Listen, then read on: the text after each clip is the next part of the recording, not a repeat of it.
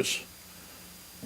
There would be circumstances, there would be weather, and boy, was there. And I'm telling you, come out of the second half, I thought I was down the bayou for a hurricane or something. But our guys fired up our guys, and we played well, and we just came back with a big team win. That was a big victory for us.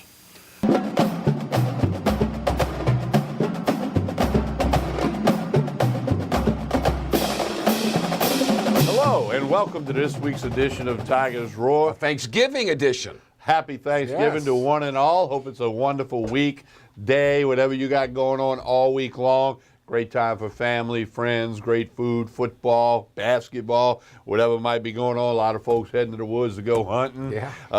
Jordy, happy Thanksgiving to you. TK, same to you and your family. LSU, a big win over Tennessee as expected in the monsoon rain to start the second half. And congratulations, as we speak right now, Will Wade and his LSU basketball team with a big signature win over Michigan. It's tremendous. Yeah, and we want to just remind you, you watch this every Wednesday night or you catch it on YouTube or one of the replays or whatever, but as of this taping, they're about to play Notre Dame in the second game over in Maui, but a huge win for Will Wade's team. Michigan won the Big Ten tournament title last year, so it's not like and Big Ten's good basketball. Jim Boeheim's been there for a long time, so he's got a program. Will Wade even made the comment to put the program on the map or something like that with this win. They were down a little bit. They ended up winning a couple of block shots late. They were able to get it done. And quite frankly, I didn't think they would win, but they did, and that's great news for Tiger basketball. I just want to thank Alan Traylor and Bert Carson for letting us tape this early so we can enjoy our holiday a little bit longer. So thank you to the powers that be. But tremendous win, and all that's going to do is generate more and more interest, and that's what it's all about. Right, and of course football goes to Knoxville. But we knew Tennessee was bad before the game. They really validated that. They're bad. I mean, I got to believe they got some good athletes. And, it's an SEC team with scholarships, but Jordy, I just saw a bad football team. Let me tell you why Brady Hoke got fired at Michigan. Now, work with me on this. When they came out at halftime, how bad was the weather? Awful. It was awful. They deferred in the first half, right? Right. So they had the option to do whatever they wanted in the second. Ball. And they took the ball. How many times did they fumble punts? If I'm Brady Hoke, I kick to LSU and see if LSU can handle the ball. With that weather. Made no sense to me. Now follow me. All right, so if Michigan defers, so they chose to take the ball. Yeah, Tennessee. We'll get the sports straight here. So they took the ball. Why did LSU? They took the win in the third quarter and went into it in the fourth. Wouldn't you want the win behind you in the fourth? In that kind of weather, who cares? Doesn't matter? Doesn't matter. Okay. But I'm telling you, if I'm Tennessee, if I'm the head coach, I don't want anything to do with the ball. I'm going to kick it to you, and let's see how you handle it so maybe we get a short field and can do something. That's a great point, because that's spot on. I didn't think of it. I hadn't heard anybody else say it, so I'm going to give kudos to you. But that's big. I did say it at that time. I said, what in the heck are they doing? Why are they? I maybe one-upped you, though. I'm sure you did. No, you don't know what I'm about to say. Okay. But on Friday, when Buddy Sanji did his contest, you won again? The score. I predicted LSU 30, Tennessee 10. So what did you win? Another Manda sausage. More Manda sausage. Hey, you haven't gotten any yet. So. No, he's cooked several times for us. So.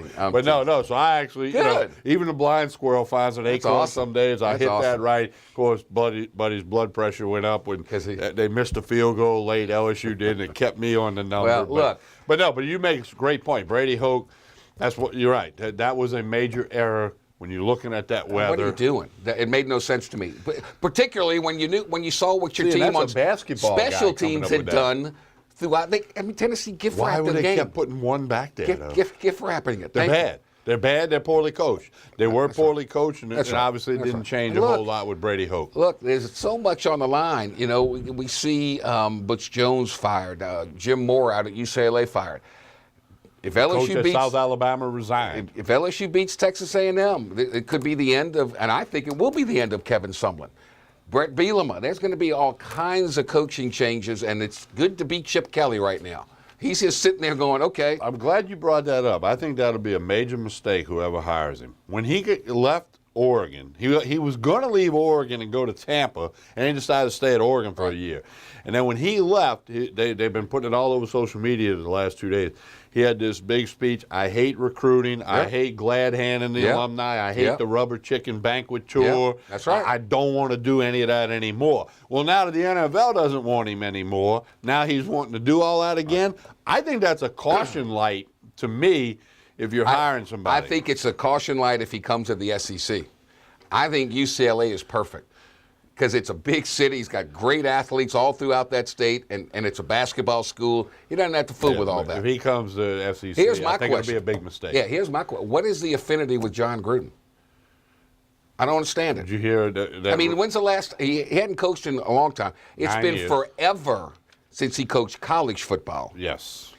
I'm just saying, be careful. How about the restaurant in Knoxville that put out the Calhoun's my rumor favorite. that he was in there? They And apologized. then they had to retract, but you know what they got out of that? A lot of was people. millions of dollars worth of advertising that they couldn't have afforded to pay for. You know who he was eating lunch with? Peyton Manning. Peyton That's Manning. what they said. Yeah. Right. Manning was in town. Manning was there, because but- they were honoring the '97. Gruden's way up in the Northwest in Yeah, Seattle. He was in Seattle, according to his Maybe they agent. Skyped or something, and he was kind of Oh, there that- figuratively. Hey, it's all about the money. They don't care about the Is bad that- publicity. Just talk about, that's one of your favorite That's right. restaurants. Is Dan Mullen going to be at Starkville next year?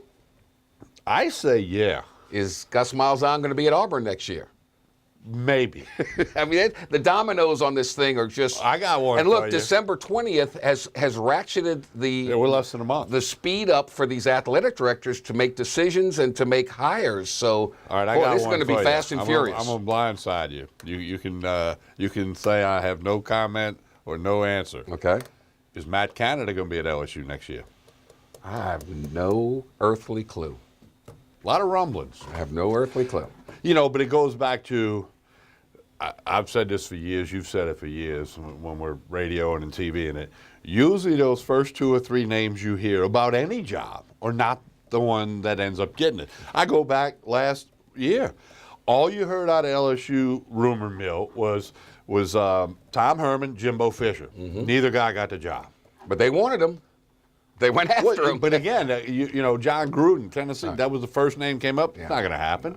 In all likelihood, I He's guess getting you never $6.5 say never. million to do Monday Night Football. $6.5 million and to do his little quarterback camp. Oh my God! Why? Why? What do you need?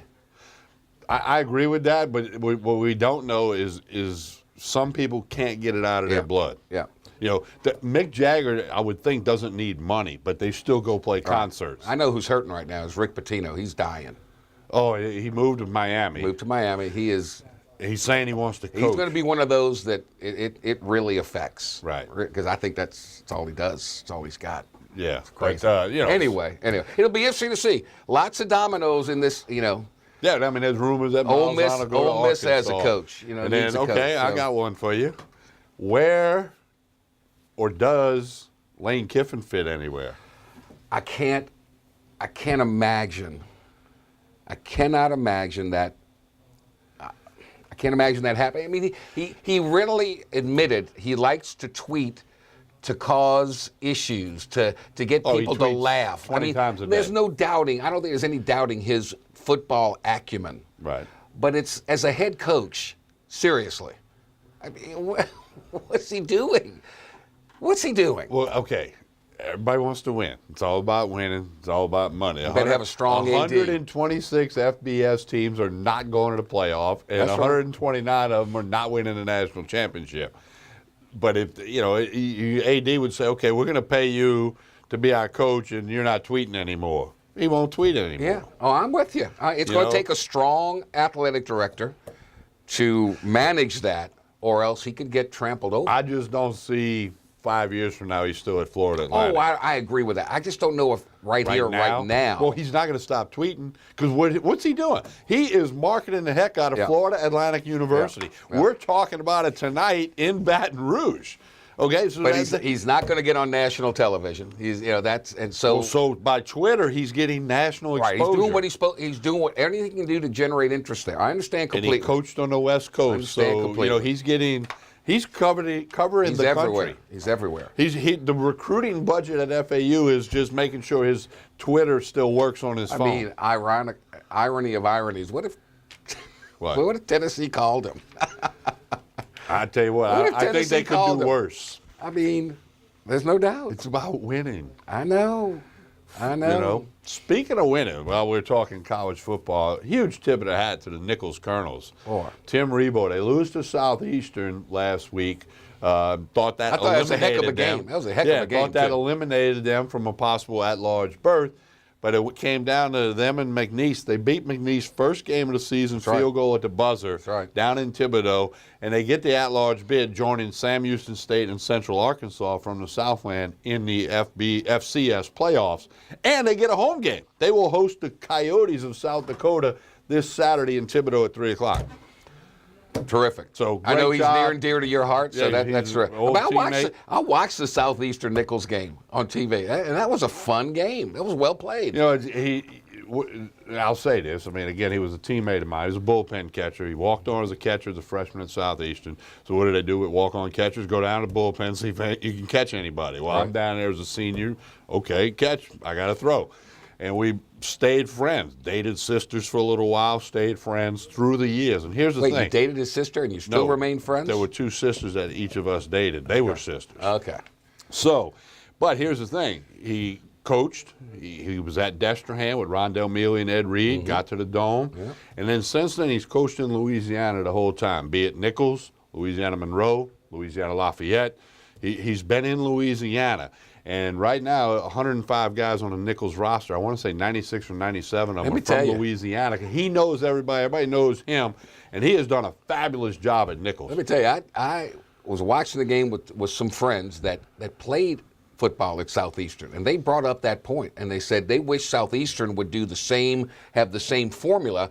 Because then they would go watch them play, but they got all these guys from all over the world, whereas Nichols is all Louisiana. That says an awful lot. That's why Southeastern dropped football, and I was in the middle of that in the mid-'80s, worked for Larry Heimel in the Sports Information Department, because nobody would go to the game because they had all these kids from Texas and Mississippi and Alabama and whatnot. Yep. And I remember people telling the coaching staff back then, every year you need to get 2 kids from Kentwood, 2 kids from Covington, a kid from Ponchatoula, Mandeville, Slidell, Amite, Independence. Absolutely. Go get them. They got to have a player. Baton Rouge, they got to have a player so that people will get in the stadium. Right. But Nichols, you got to give Tim Rebowe a lot of credit for what he's done down there. Now, how long will he be at Nichols? I don't know. That's his home, if you will. He went to Destrehan High.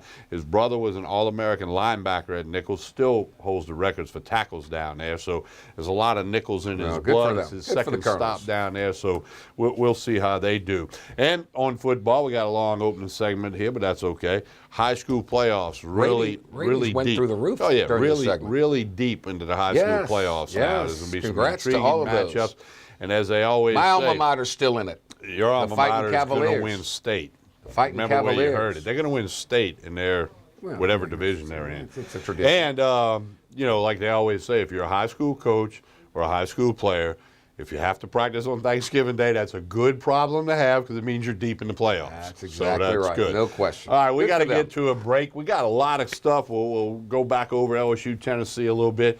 Get you ready for Texas A&M Senior Night at Tiger Stadium on Saturday night. 20 seniors will be recognized their final game in Tiger Stadium. We'll also hear from Mike Scarborough of TigerBait.com. This Saturday night, huge recruiting weekend. Well, the whole weekend, including Saturday night. Very, very big for LSU. Mike will give us the very latest on that. We'll come back after this pause. You are watching Tigers Roar on Pelican Sports TV, Baton Rouge, Lafayette, New Orleans, and on the internet at PelicanSportsTV.com. Stay with us.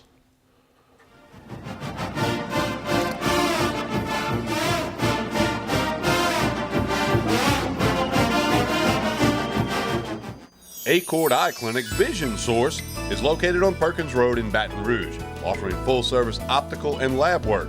Dr. Shonda Acord and the professionally trained staff pride themselves on service, complete eye exams, help with contact lenses, and selection of frames featuring Silhouette, Gucci, Jimmy Choo, and all the top lines. State-of-the-art equipment including Optimap, which digitally photographs your retina. Call Acord Eye Clinic for an appointment. 225-767-3937. That's 225-767-3937. Visit the website visionsource-br.com. All patients of all ages are welcome. Acord Eye Clinic, Vision Source. 6, 5, 4, 3. I'm back. Roger Cador here. Come watch Clarence Bugs and I as we team up to bring up all of the positive things taking place at Southern University and the state of Louisiana. It can all be seen on the Pelican Sports. That's the best one. That's it. That's a wrap. That's a wrap. That's the best one. Hi, I'm Jordy Helper for Tremonti's Meat and Seafood Market at 12451 Old Jefferson Highway. Chairman's Reserve steaks, their pork, their chicken, their seafood, top of the line. Primo barbecue pits, Icy Tech coolers. They can go anywhere and cater anything for you. Go to 751-7665 to call Tremonti's Meat and Seafood Market, where good meat ain't cheap and cheap meat ain't good. Tremonti's Meat and Seafood Market.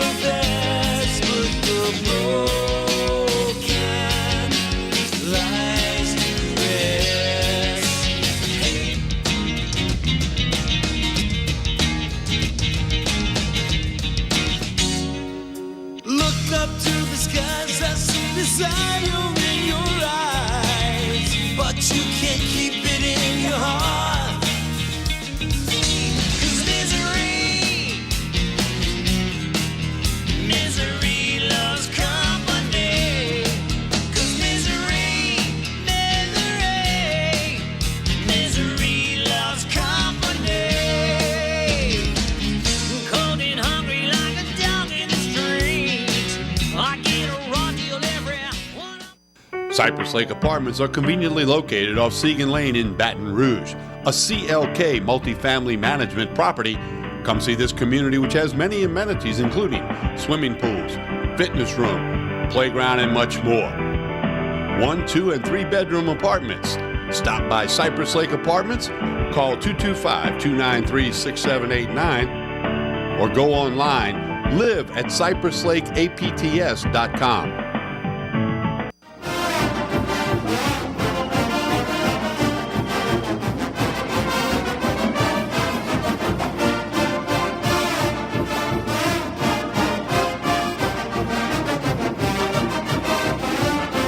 We continue with Tigers Roar. Jordy Hultberg, Tommy Chrysan with you. Happy Thanksgiving to one and all again. Jordy, let's quickly recap this Tennessee win for LSU. Couple things about it, then we'll turn the page on that, get people ready, set for Texas A&M. A couple of things that, Tennessee was a bad team. We saw that. LSU didn't start off hitting on all cylinders, but they were just that much better than Tennessee, and they got the job done. Play calling a little conservative early, and I think everybody was spot on with that.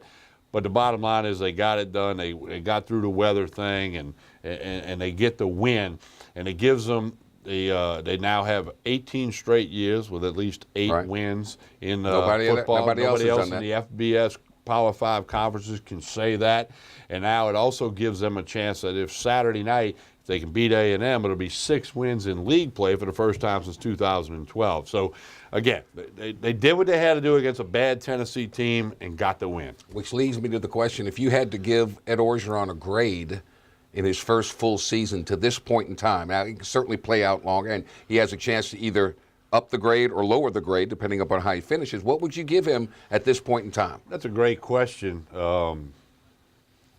I don't think you can give him an A because of the way State beat him and losing to Troy.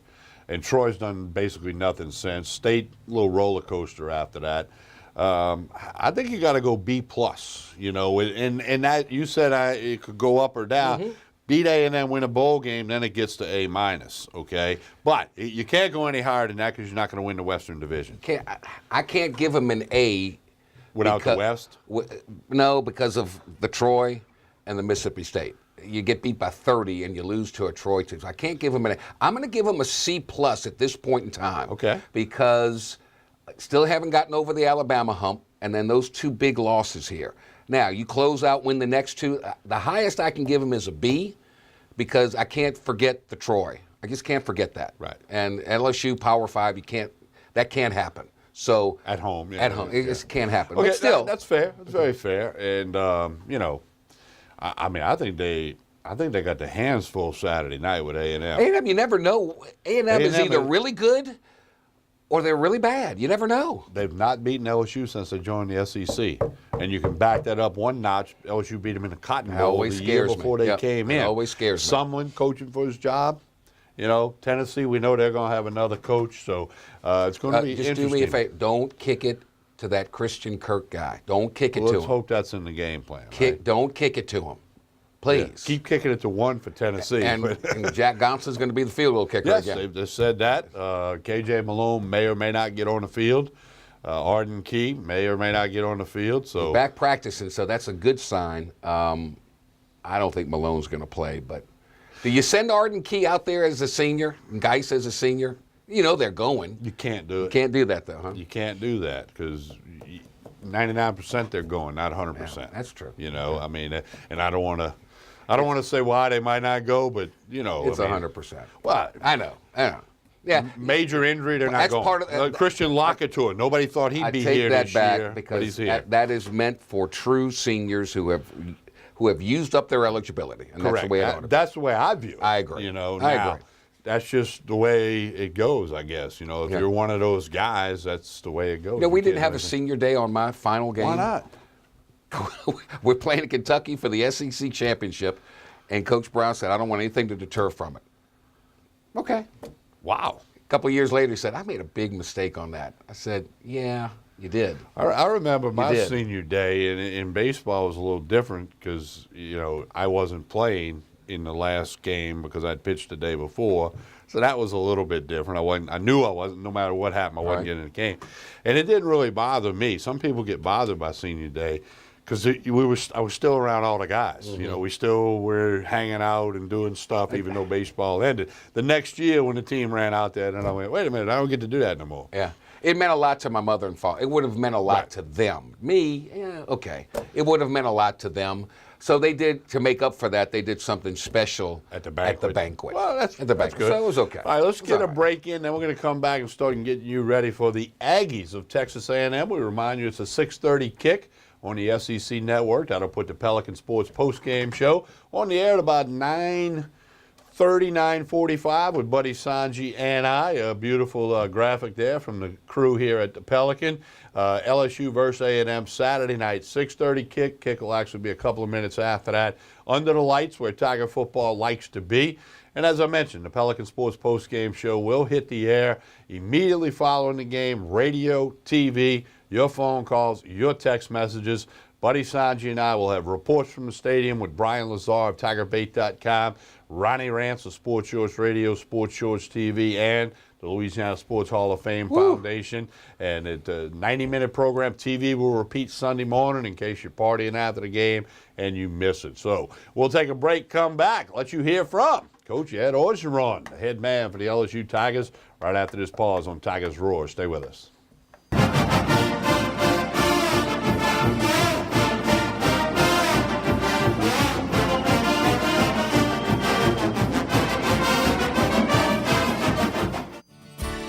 Creel Tree Service is a licensed and insured tree service providing tree and stump removal, topping, trimming, cabling, pruning, and fertilizing.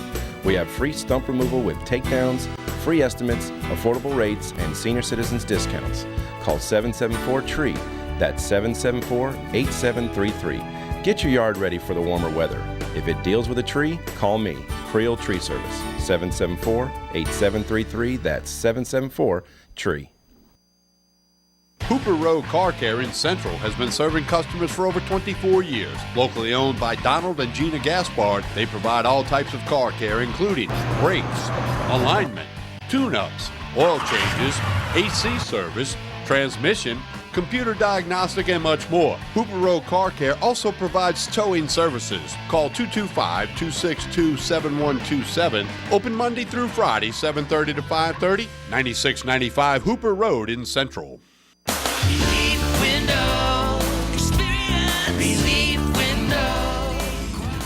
When my wife and I started Relief Windows, what we were trying to do, what our goal was to give a quality job to a homeowner. Everybody's scared of contractors. We wanted to change the mold of what that is. Not showing up on time, not answering the phone, somebody running with your money. The reason why you should pick Relief Windows to do your renovation of your home, windows, doors, hardy plank, or siding, is because of the experience, quality service of our company. Service is everything we have. It's the foundation of our company. We're going to show up on time. We're going to do the job right. Over 60% of our customers is customer referral. We're a local company here in Baton Rouge, built in Baton Rouge, staying in Baton Rouge. Okay. The job's not done until you're happy and we're happy. It's built the old-fashioned way, with a handshake. Here at Relief Windows is honored to be official window, door, and siding company of LSU Athletics, from one winning team to another.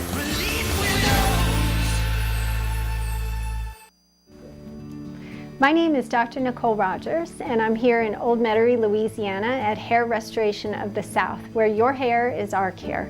And I'd like to invite you to come and visit and discuss various options for treatment of thinning hair. These can include both medical and surgical options. You don't have to go straight to surgery. In the meantime, feel free to check out our website, hairrestorationofthesouth.com, and we look forward to seeing you soon.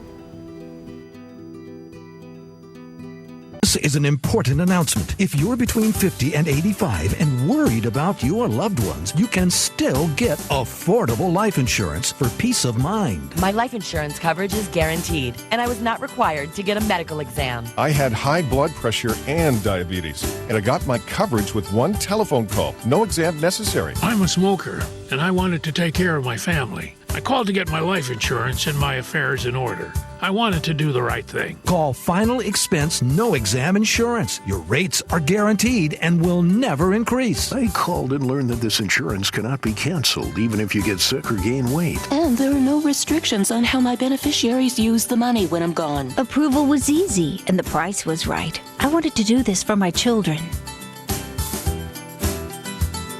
Call 800-654-9927, 800-654-9927.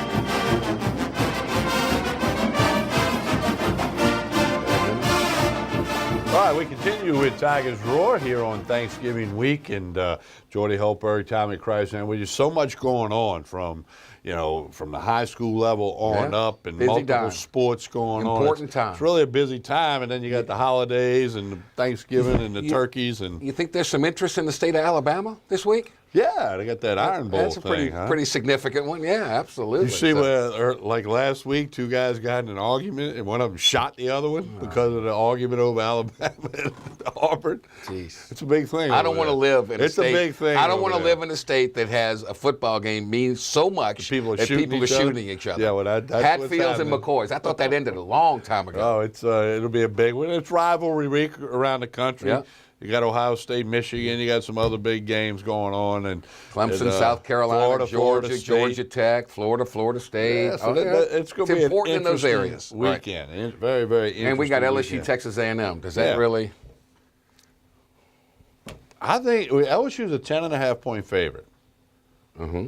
I'm not a betting man. If I were, I would take A&M in the points. So I will let that out here on a Wednesday evening. Okay. I think it's going to be close. Could be overtime. I texted Buddy Monday. I said, Buddy, you want me to tell you the score? You want to watch the game? Of course, it gets his blood pressure up when I do that. Don't do that to that young man. Don't do that to him. He's the Bud man. Don't do that Of course, to him. he'll be here with us right after the game. All right, let's let you hear from Coach Ed Orgeron, his opening comments from earlier in the week, kind of recapping Tennessee, talking about some things that happened in the game, and then talking about the matchup with the Aggies of Texas A&M.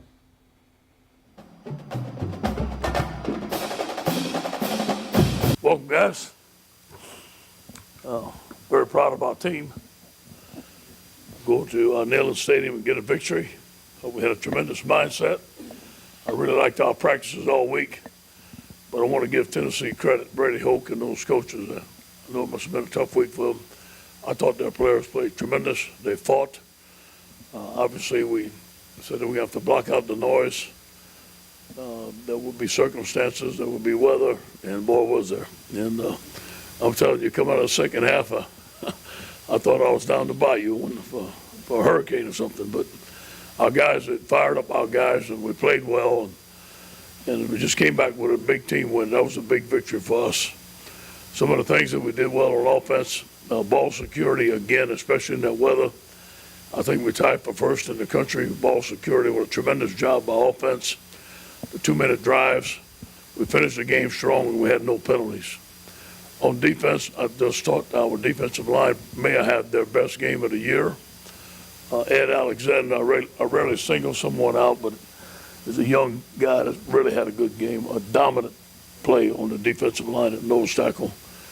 They had 1.1 yards per carry, 38 yards rushing, 63% third down, forced 4 punts, and we had 3 4-down stops. In those 4-down stops, there's a technique that Pete Jenkins teaches called the 2-knee run. And it's something that he's used, and we all learned from him. But we submarine underneath the guys, and our linebackers do a good job. We call it Superman and running over the top. Thought it was a great job by our defense of teaching that technique, and it's won for us. On special teams, we had a good night.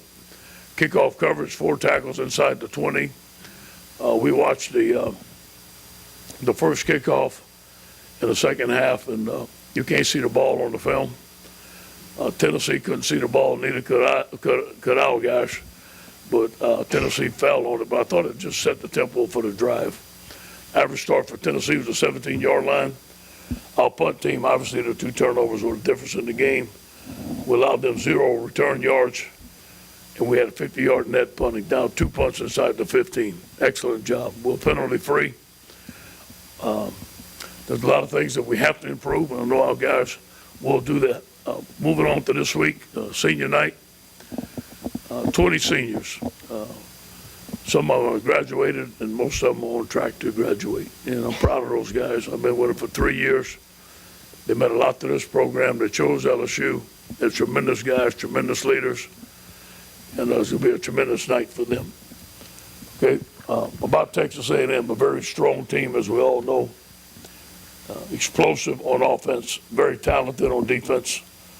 This is going to be a tremendous challenge for us, and they played us pretty tight last year. They made some big plays on us last year in the second half. So there's a lot of things that we have to get done this week. We're going to focus hard, focus on fixing the things that we need to fix, and expect a very tough battle against Texas A&M. I know it's going to be a great night Saturday night. A tremendous crowd, tremendous Tiger Walk. Can't wait to see it. A little bit about Texas A&M. They're +7 in the turnover ratio. One thing I like to say that we're +5 right now. We're very proud of that. We worked hard. We were at 0 last year. And on offense, I know Noah Mazzoni very well. He's had a tremendous career. He's a good coach and a good man. They're averaging 400 yards per game, 168 rushing, 230 passing, 32 points per game. They make big plays. They're very explosive. They have some tremendous receivers. Christian Kirk, number 3, is a dynamic playmaker. He's great after the catch. He's one of the top players in the SEC. Travion Williams, I was just talking to Tommy Robinson. He was at Texas and wanted to recruit him. Very good back, very tough, and he's very fast. Nick Starkel, believe it or not, Nick Starkel grew up with my kids, Parker and Cody, playing football at Mandeville, and been to my house several times as a young man. I'm so proud to see him grow up, and he's a tremendous quarterback. I'm proud for him and his family. And another wide receiver, Damian Ratley, number 4. On defense, they've given up 370 yards per game, 27 points per game, but they have forced 19 turnovers, 9 fumble recovers, and 10 interceptions. They're very talented, as we know. Tyrell Dodson, linebacker, Amani Watts, strong safety, Zakavian Henderson, defensive tackle, very disruptive, great at the point of attack. On special teams, they're very good. Net punting, 43.1 yards per punt, 3rd in the nation, and their punt return, 2nd in the nation. Their punt rush has blocked 3 kicks, so we have a big challenge ahead of us.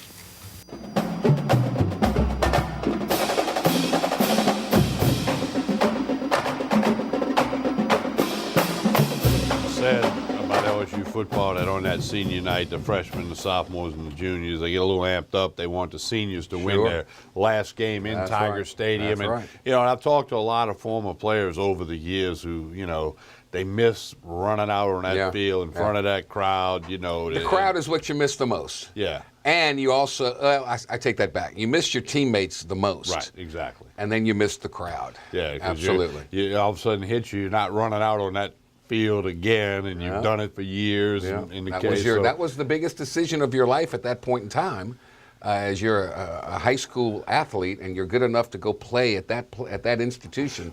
That's a big moment. A&M's been kind of Jekyll and Hyde. They got a ton of money over there. Not kinda. They got +7 turnover ratio, as Coach mentioned. The big rumor is Scott Woodward, of coach, Baton Rouge boy, went to U-High, was part of the Mark Emmert era here. He's now the AD at A&M.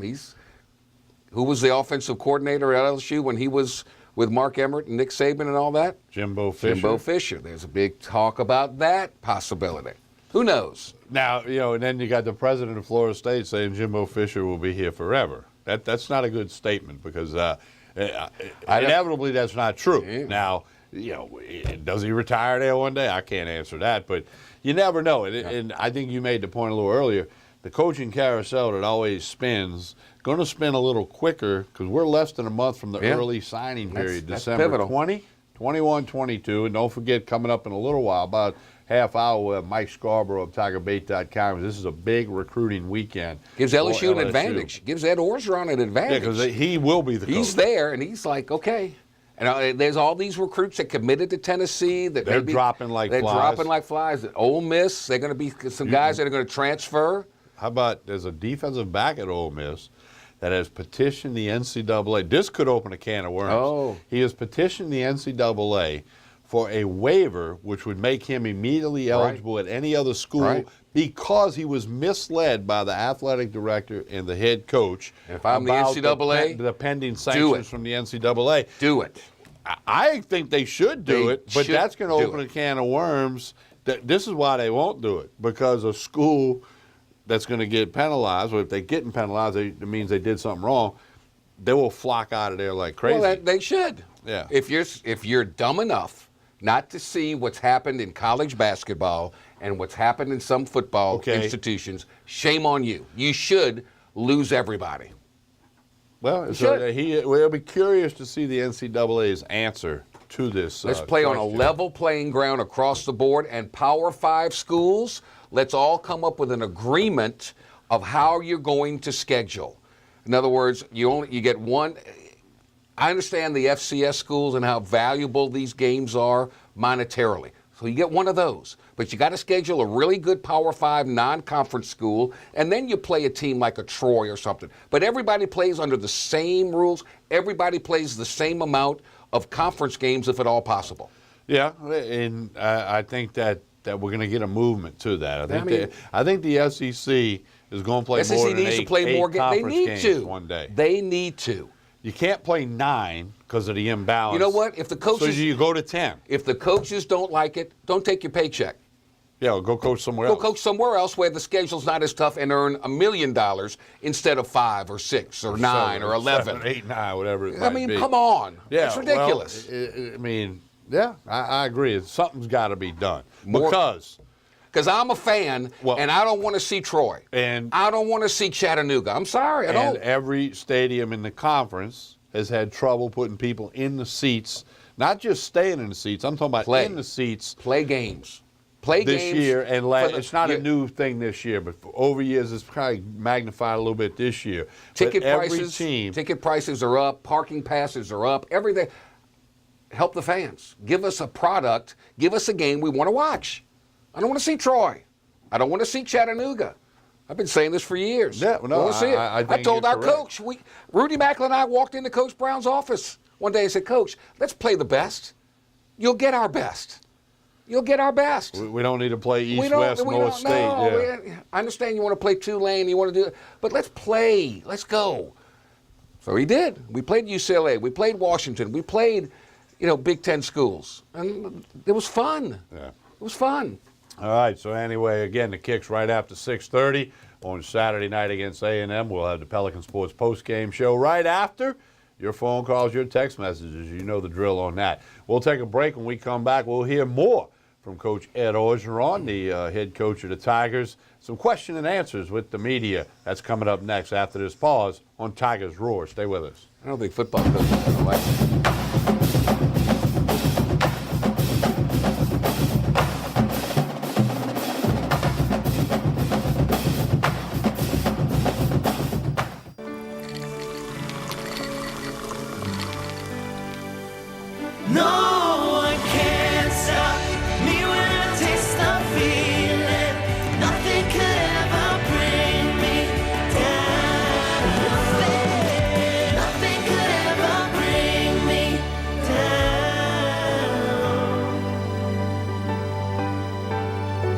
Taste the feeling.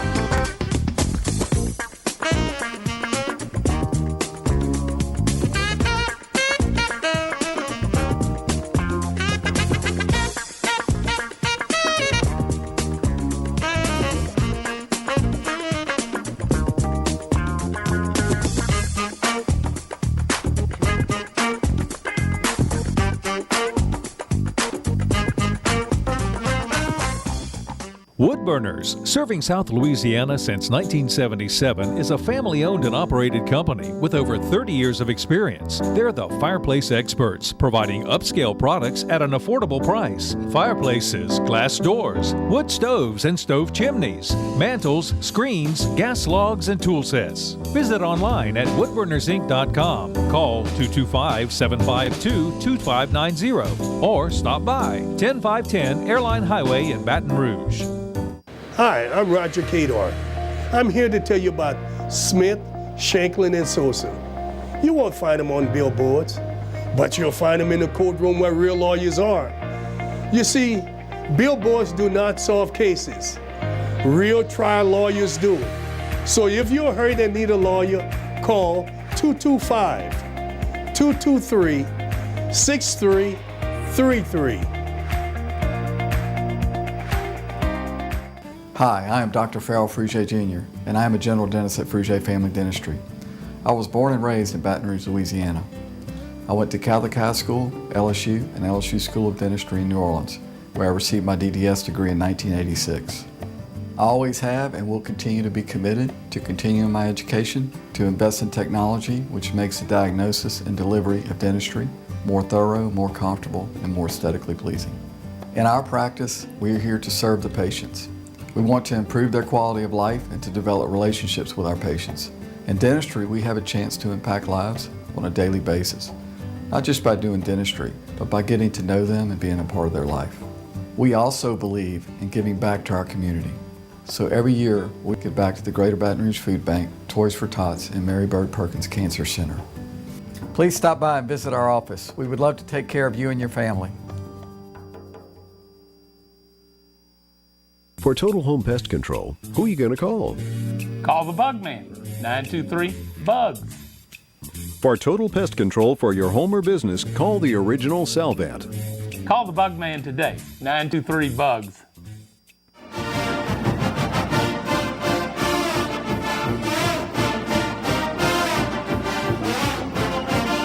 Continue with Tigers Roar. Again, happy Thanksgiving week. And original airing of this program is on a Wednesday. We know LSU beat Michigan on Monday night. They have not concluded the Tuesday night game yet as of the taping. We got some stuff going on with the schedule for Thanksgiving week on both the radio and the TV end, but it's all good. We appreciate you spreading the roar and watching Tigers roar when you can. So back to the football topic. Tigers will try to get the 9th win of the season, 6th win in league play, which as we mentioned would be the first time since 2012, getting the 6 wins in league play. Senior night, it seems like there's a lot. Weather's supposed to be fine. Might be cool. Finally. Cold. Maybe one.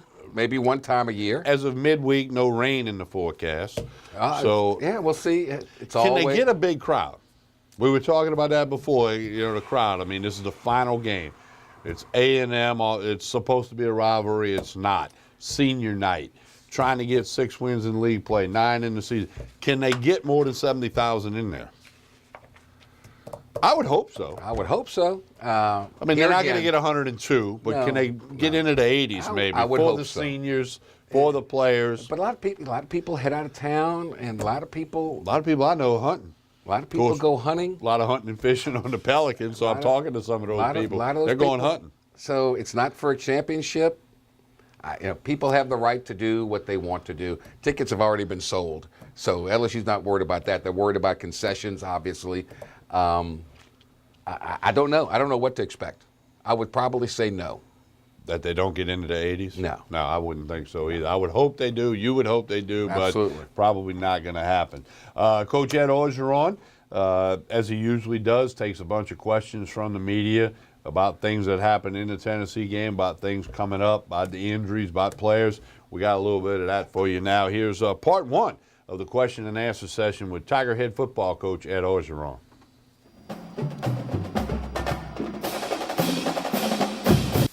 Similar to Corey being fired up, Dave last year after this game was really upset. Does that carry over year to year? You're a defensive guy. Do you remember those things? Yeah. Well, I don't think his truck has left the office since Sunday morning. So, but he knows. Dave is realistic. He knows how good they are.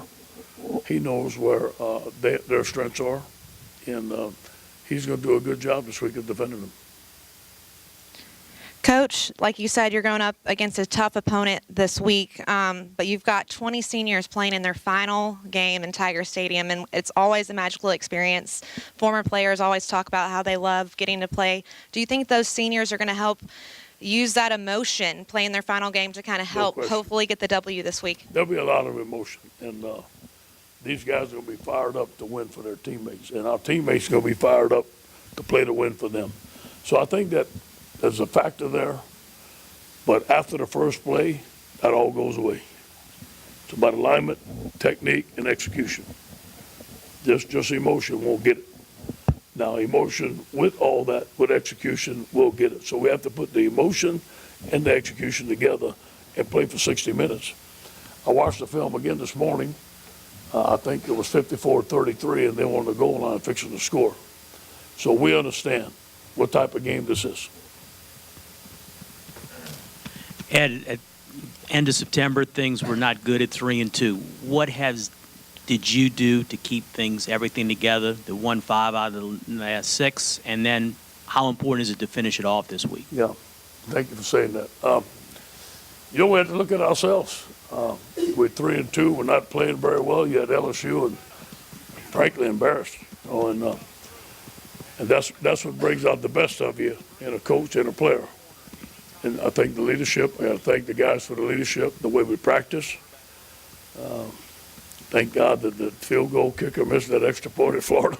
But that Florida game gave us a lot of confidence. Say, hey, listen, this is what we need to do is set the blueprint, and then set the blueprint against Auburn when we're down 20 points. And we just kept on building on the blueprint. And we had some young guys, and they understood, hey, this is how you got to go to meetings. This is how you got to practice. This is how you got to finish. This is how you got to play. I think we had to learn how to win, and we've done that.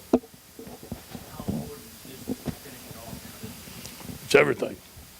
It's everything. Everything that we built, everything that we've done, it's all in on the line this game. And we want to finish with 9 wins. We want to go to a good bowl. These guys deserve that. But Texas A&M is the next step, and it's a very good opponent.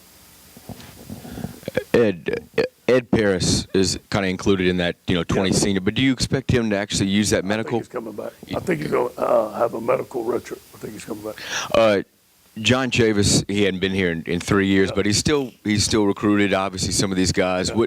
What is it going to be more emotional? You think for those guys or anything? None. What is your history with John at all? None. Ed, what did you see on when you went back and watched the film on Caleb and Tyler and some of those guys that filled in on Saturday? Yeah. Caleb did well. So did Ray Thornton. there were some mistakes, some gap responsibility stuff. I was really pleased with Ray Thornton. I thought he ran well, graded well. I think he graded 82% in his run grade, which is very good for him. I was proud of him. I thought Tyler played very well. There were some different schemes that Dave had to take him to the sideline and made some adjustments. He did. He's a very smart young man. Happy for him. Yeah, Ed, what adjustments have you had to make with the early signing period? And how many you expect to sign? And will they all be JC guys? Yeah. Well, first of all, this is a difficult week. Is that you're preparing for your last game. You got a very tough opponent coming in Texas A&M. And on Sunday, you have 9 coaches or 10 coaches going on the road recruiting. So we organized Austin Thomas and Tommy Robinson and Sharon have helped us organize the week. We gave our guys the week. So we're going out there recruiting, and we know there's a crunch. There's 3 times we can go in the homes. So there's only 1 time I can go in the home. So I've got to strategically place myself to where I can be in the home, also junior recruiting. We got official visits coming in, and then how many guys are going to sign on December 20th? Obviously, we're pushing for all our guys that are committed to sign on December 20th. I don't know that number yet. I don't know how many commitments we have right now, 17 to 18, but hopefully they all sign. This young offensive line, you know, the kind of up and down season they had, they're going to face the SEC leader in sacks this week. Yeah. You know, what are the keys to that matchup for y'all? You know, first of all, they go against a pretty good line every day of practice. And we have like blitz drills, we have one-on-one pass rush. So we try to simulate the things that they do with our best players. That's going to be key. The key is going to be protection we use, how many people we use in the protection, and not find out their best rusher and do something with him. I don't think that we can let their best rusher be single blocked all game. Obviously, we've done that to Texas A&M before and have success. So I'm sure Matt is going to have a good game plan. Coach, talking about kickers again, you said after the game you decided already that you were going to go with Jack Gonsolin this week. You still feel that way, or you want to let it play out this week? Yeah, Jack's going to be our kicker. Coach, on your right, what do you expect this week at practice with Arden and Donnie? Questionable. I don't know. I don't know yet if they're going to practice tomorrow yet. I don't know that yet. Maybe. I just talked to the trainer this morning. We're going to have to see how they progress today and tomorrow. Yes. Speaking on injuries, how's Danny's hand? What was that? Danny's hand? He's fine. Okay, he is. He's all right. Got a little bruise on it. He's good. You said KJ was walking better. Do you think he'll? Questionable. That's very questionable. And Christian Kirk, the punt returner for A&M, how important is it going to be to defend him? It is. And, you know, our punters have done a tremendous job. Coach Tommy Robinson coached our punt team with Coach Mack overseeing it. Our coverage has been good, but we're going to be challenged this week. It's going to be leverage, not punting the ball right at him. You know, if you throw a good hit or strike, he's going to hit a home run. You can't punt the ball right at him. You got to strategically place the ball where he's going to have to run to get it, gives time for your coverage to get down there. So we're going to have a good game plan against him. I actually recruited that young man when I was on the West Coast. He's a tremendous young man, a tremendous player. Hey, Coach. Up here. How will the Thanksgiving holiday affect your preparation for this game? You know, it's a fine line there. As a coach, you want to be receptive to all your employees, obviously. All the players and all their families. I want them to spend time with their families, but I don't want it to be a distraction. So we're going to go as planned Monday, Tuesday, and Wednesday. Nothing's going to change. Wednesday night, we're going to have a team dinner. Sharon is going to have the menu. And I got to tell you a funny story. We had baked chicken on there, and Coach Jenkins goes, I think we can give him fried chicken. I think Coach Pete wanted fried chicken. But anyway, we got a nice dinner on Wednesday night. And then Thursday morning, we're going to meet at 9. We're going to practice at 11. And we're going to be done by 1. most of the players will go home with their families. And obviously the players that are from out of state, we'll set them up with some families on the team. Well, that? They got fried chicken. Fried chicken makes them happy, they get it. Ed, there might be a lot of coaching turnover in the SEC. I mean, 5, 6, 7 guys losing their job potentially or leaving. How much of an advantage, I guess, is that for you with the early period being, when all this is going on? It's in recruiting, I only talk about LSU. Some other coaches might use that as an advantage. I don't spend a lot of time on that. I just spend the time, the positive LSU and what we have to offer, and I don't kind of worry about it at school, to be honest with you. Coach, Texas A&M has 4 comeback wins in the second half, all in tight games. What is your team going to do to keep up the endurance in the second half? We got to finish. We got to play strong. We got to be able to. I thought Steve Ensminger did a tremendous job last year of game planning against their defense. We scored 54 points. We're going to have to score some points. They're going to score some.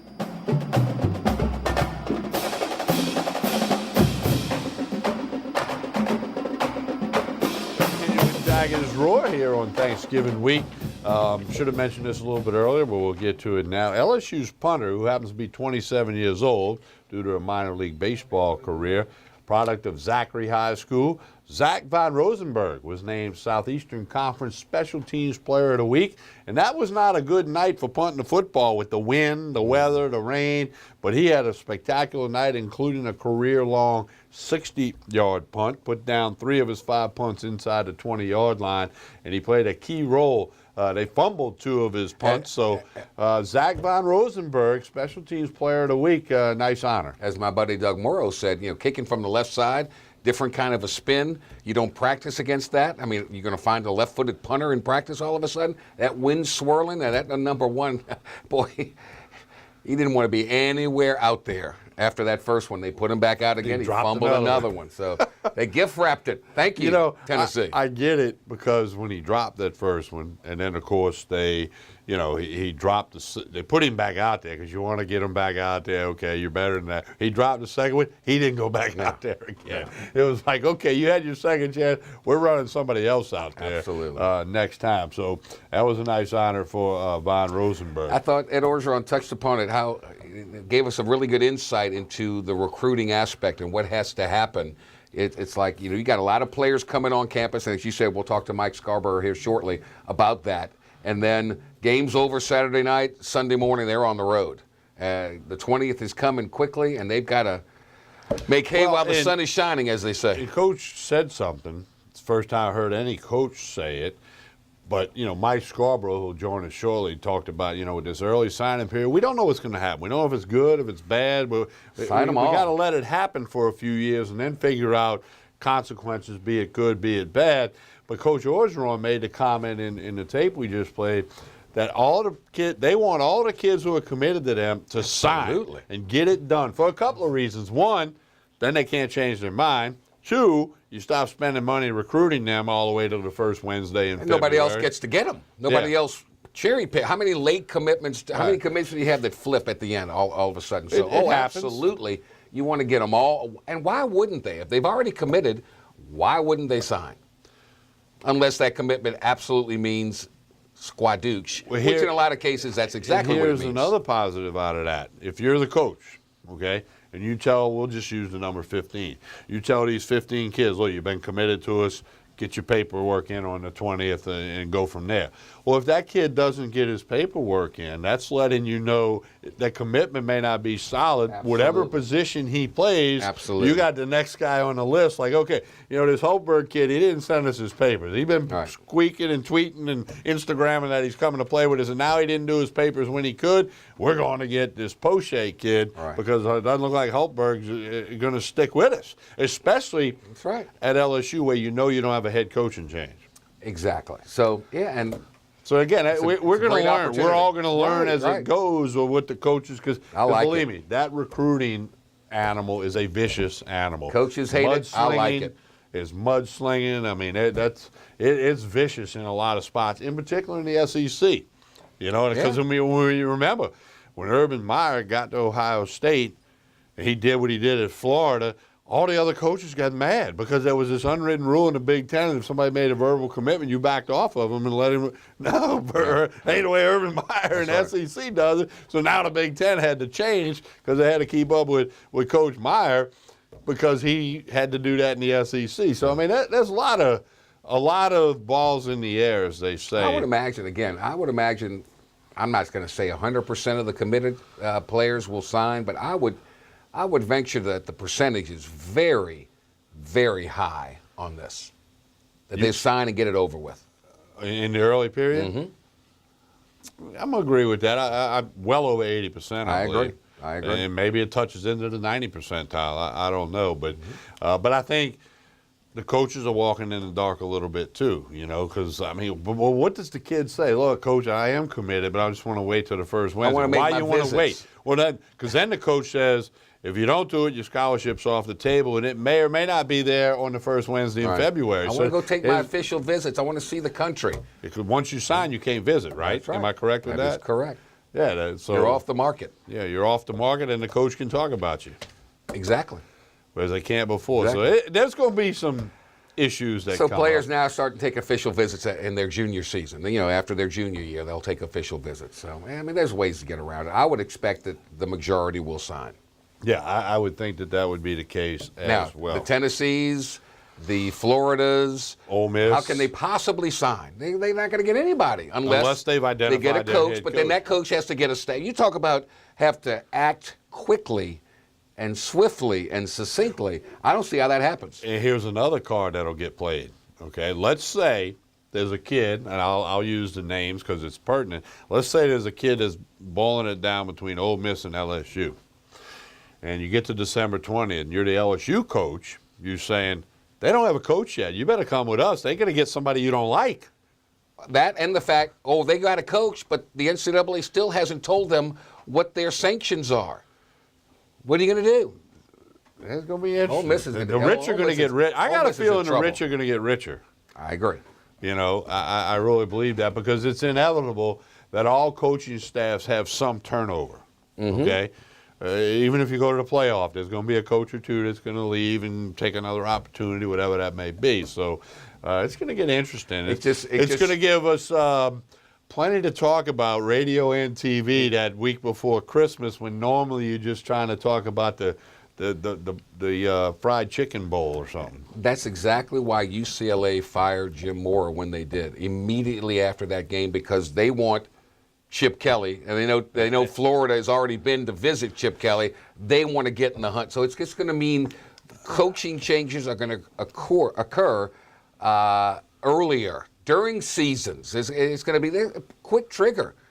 I'm going to go on a limb and say Chip Kelly lands at UCLA. I don't think he'll have success, but I think that's where he's going to land. I think that's where he goes as well. Yeah, it's a much better fit for his, quote, personality. And I did go with 30-10 last Friday. There you go. Maybe You're on a roll. Maybe I'm hot. Maybe Kelly will end up at UCLA. I mean, I'll meet you at Beau Rivage or something.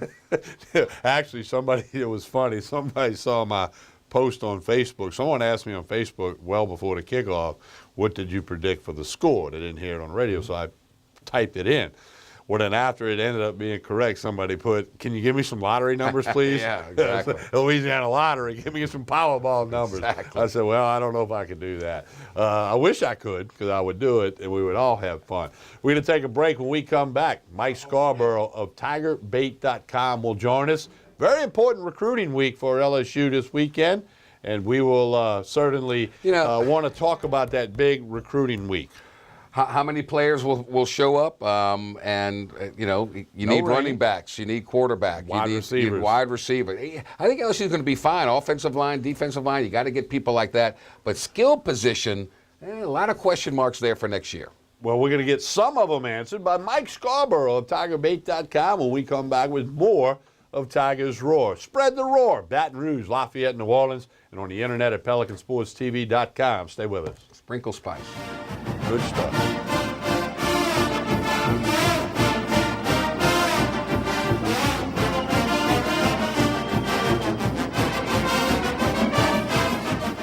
I knew I could get myself out of this. I just needed some hope and some help.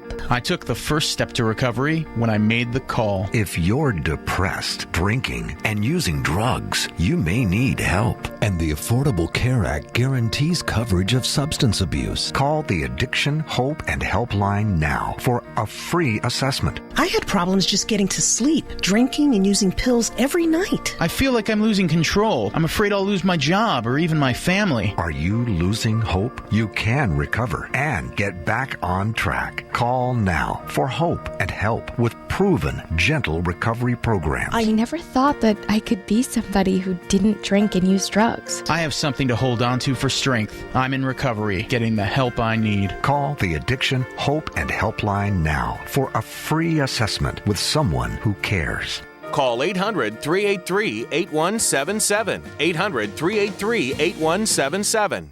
Hooper Road Car Care in Central has been serving customers for over 24 years. Locally owned by Donald and Gina Gaspard, they provide all types of car care, including brakes, alignment, tune-ups, oil changes, AC service, transmission, computer diagnostic, and much more. Hooper Road Car Care also provides towing services. Call 225-262-7127. Open Monday through Friday, 7:30 to 5:30, 9695 Hooper Road in Central. Hello, my name is Debbie. Welcome to Debbie's Bridal, a formal affair.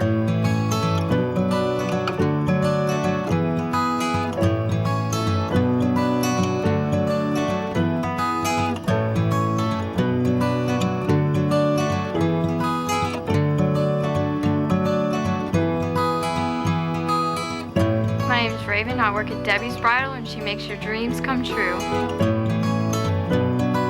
Hello. Hola. 你好. Experience what the Baton Rouge International School can offer your children. Now welcoming displaced students for short and long-term stability.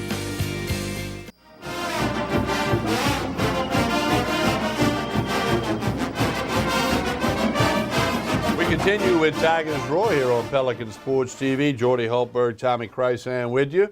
As we've been doing all season long, we're now joined by Mike Scarborough of TigerBait.com. Going to tell you all about TigerBait.com and how it could be a holiday gift in just a couple of minutes. But good evening, Mike. How are you? I'm doing great. Glad to be with you guys. Hey, LSU A&M Saturday night, important game, obviously. But more importantly, it's a big recruiting weekend, a big recruiting Saturday night for the LSU Tigers. Tell us all about it. Well, yeah, it's, look, when you got Terrace Marshall coming in from up in North Louisiana with his quarterback, Parkway. Justin Rogers, who's committed to TCU. Of course, Marshall got hurt very early in the season. Five-star wide receiver that everybody covets. We've considered him a lean LSU for quite some time. Devonta Jason, the wide receiver from Landry Walker's come in, committed to Kansas, a year ago. Be a year this week, actually. And it's been amazing to everyone that he's stayed committed to them this long. But the general thinking's been for a month or so that LSU's position very well to flip him. We had interviewed him after a game, and that's another five-star wide receiver. So when you look at what Matt Canada's worked with and the unconventional ways that LSU's won these football games and had some success in September, I think part of that's due to needing a serious upgrade at the wide receiver spot.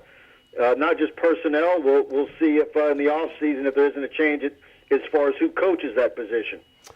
Mike, let me ask you this question. All these recruits let's wait and see what this LSU offense is all about. There have been games where wide receivers haven't caught a pass, and all the passes are going to tight ends and running backs. What are these wide receivers and skill position people saying about this Matt Canada offense? Is it something that they like as compared to what LSU used to do, and is it enough to tip the scale to get them to come to LSU? Well, I would be real curious to see how Matt Canada talks to recruits about if they have those concerns when they come in for an unofficial visit or an official visit. You got to believe that they get together. In some cases, they watch film. Mm-hmm. You had some kids there last week that from Memphis, for instance, that came in for unofficial visits that were able to go to team meetings and see how LSU was preparing for Tennessee. You know, you got to believe that they're saying, look, you know, while you're not seeing that this year, the reason why you're not seeing it is this reason. But this is what we want to do, and this is how you can help us do it. Okay. Makes sense. The flip side of it is, if you're a receiver, you're kind of taking a flyer because if you compile all of Miles Brennan's tape from this season, there's not a whole lot to go on. Right. Everybody hopes he's the next Tommy Hodson. You know, or is he somewhere between Tommy Hodson and Rick Clausen? Mm-hmm. You don't know what he's going to end up being for LSU, or if he's the guy. We hear conflicting stories on Lowell Narcisse and how, you know, accurate he is as a passer and, you know, struggles that he might be having running the scout team. I think it's imperative that they either get a quarterback in this class, a crackerjack quarterback, or they really are, you know, need to be looking for graduate transfers or transfers. I think there has to be some more guys there to compete. Okay. I don't think there's any guarantee that LSU's got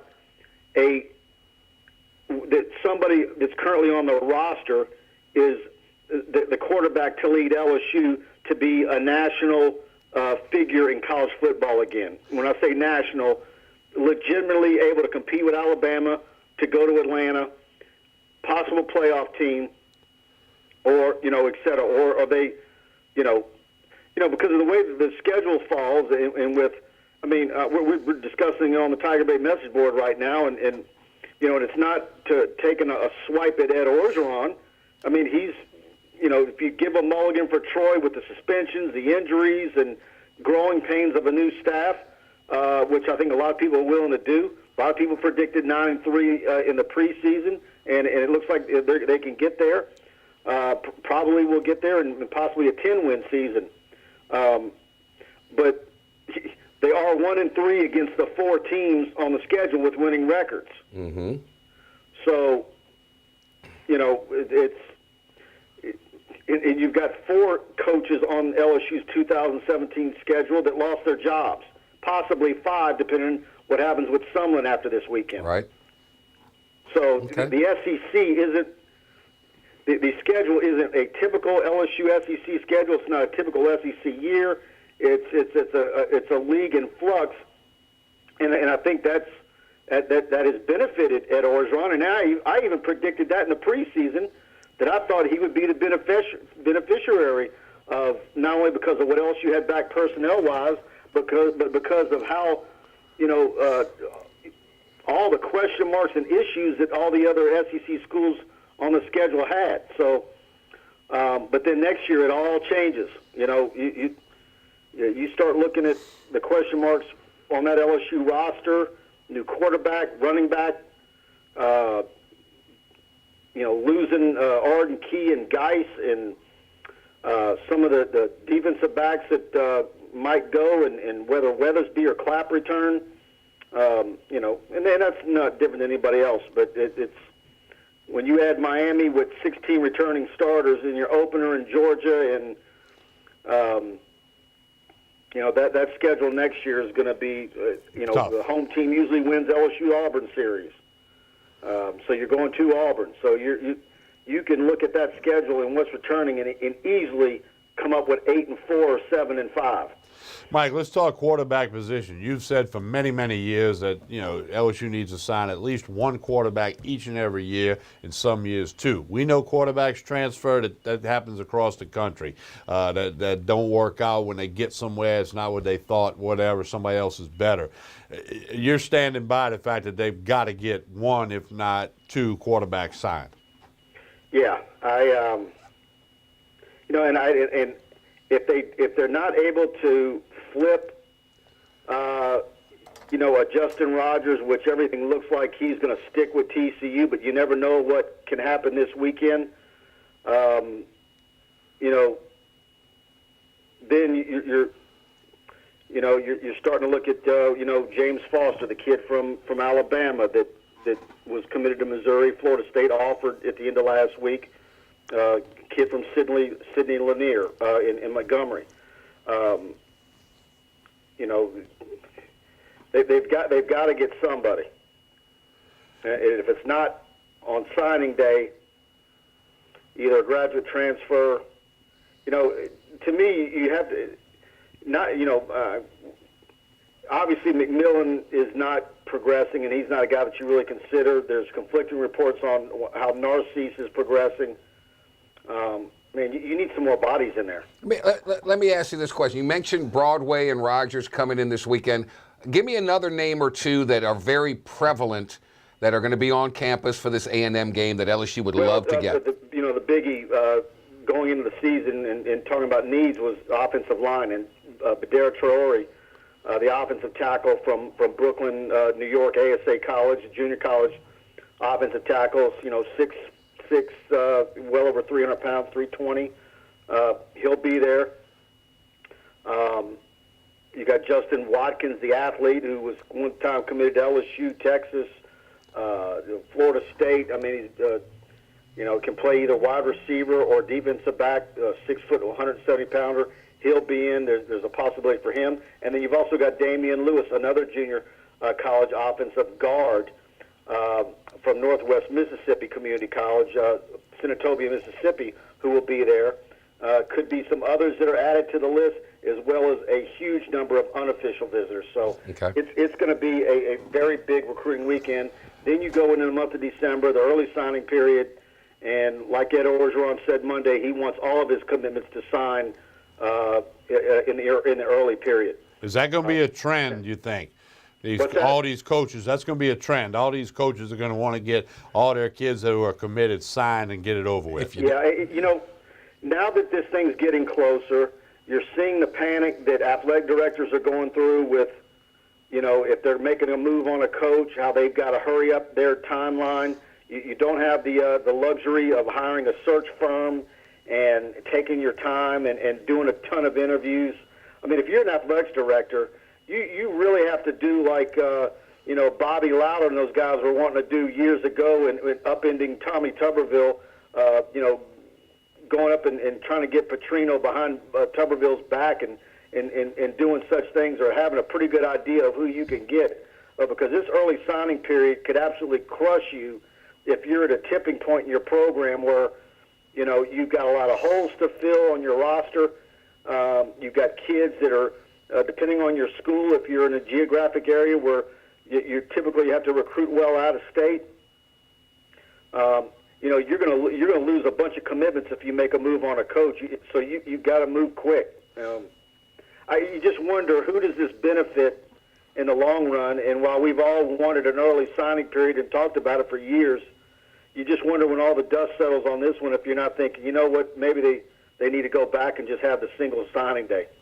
Mike, tell everybody what's happening at TigerBait.com and why they should subscribe or give a subscription as a holiday gift. There you go. Go to TigerBait.com. We got it all for you.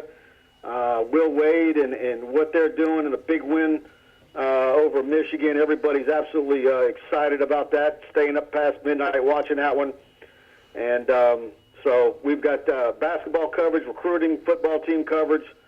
We've got it all for you at TigerBait.com. If you're an LSU fan, we really think you'll enjoy the website. Thank you, Mike. Appreciate it as always. Happy Thanksgiving to you and your family. Yeah, happy Thanksgiving to everybody. Thank you.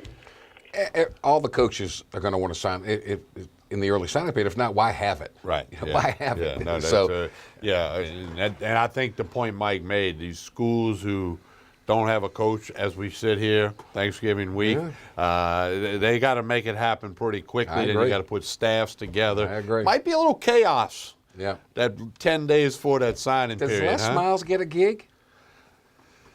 Doing what? As a head coach again. At the major college level? I do not think so. Would an Arkansas, would that be a possibility? Jeff Long's gone now. So Would an Ole Miss be a... I think he's too old, and the cloud over him's the offense, regardless of who he may bring in as an offensive coordinator. I don't know. Maybe somebody sees a fit. He did recruit well. I don't know. He's a good guy. I mean, all of that's there. You check some of the boxes. the numbers speak for themselves. But I don't know that you check all of the boxes at this point at a Power 5 conference school. Is it more? South Alabama's coach resigned. Did they say, let's get him, he can bring some players in, I don't think Les's ego would go for well, that. that's what we don't know. I mean, how bad he says he wants to coach, he wants to coach, he wants to He coach. always said, I want to go to a place that's committed to win, that can win championships. But that's not South Alabama. No, can't do it. No, so can't it's do not. it. So I don't think that's going to be the case. We'll take Is similar lines, I have to interrupt you, with Lane Kiffin? Lane Kiffin has his quirkiness that he has. Les Miles has his but Lane little Kiffin's quirkiness. 30 years younger. I understand. I think that's the box that's the biggest one right there when comparing them two. Yeah. Now, Les Miles has got way more skins on the wall. No question. Okay, the accomplishment I was speaks curious. for itself. Just curious. But again, and I don't know. He's not good in the broadcast booth. If Harbaugh leaves Michigan, does Michigan say we got to go? No, that's over. Illinois is not going to keep Lovie Smith. Does Les want to get in the Big Ten again at Illinois? I think he'd love any Power 5 conference. I think he wants to coach badly. So I think, I think there's a fit for him somewhere. I really do. As Ray Charles said, we shall see. We shall see. We'll take a break, come back, let you hear some more questions and answers with Coach Orgeron. Right after this pause on Tigers Roar. Jordy Hultberg, Tommy Krysan. Stay with us.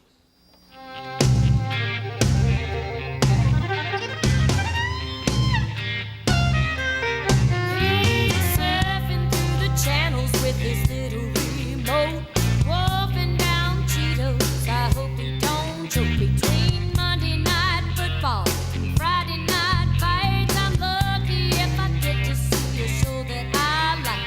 He never hears the phone or the doorbell ring. I don't try to understand him. It's a male thing.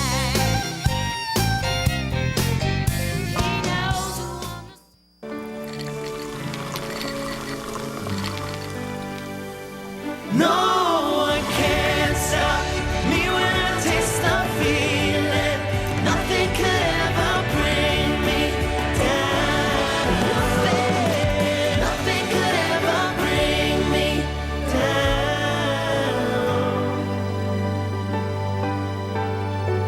Taste the feeling. Woodburners, serving South Louisiana since 1977, is a family-owned and operated company with over 30 years of experience. They're the fireplace experts, providing upscale products at an affordable price. Fireplaces, glass doors, wood stoves and stove chimneys, mantles, screens, gas logs, and tool sets. Visit online at woodburnersinc.com. Call 225-752-2590 or stop by 10510 Airline Highway in Baton Rouge. 6, 5, 4, 3. I'm back. Roger Cador here. Come watch Clarence Bugs and I as we team up to bring up all of the positive things taking place at Southern University and the state of Louisiana. It can all be seen on the Pelican Sports. That's the best one. That's it. That's a wrap. That's a wrap. That's the best one.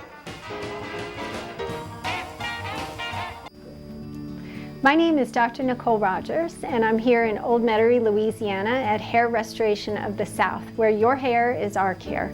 And I'd like to invite you to come and visit and discuss various options for treatment of thinning hair.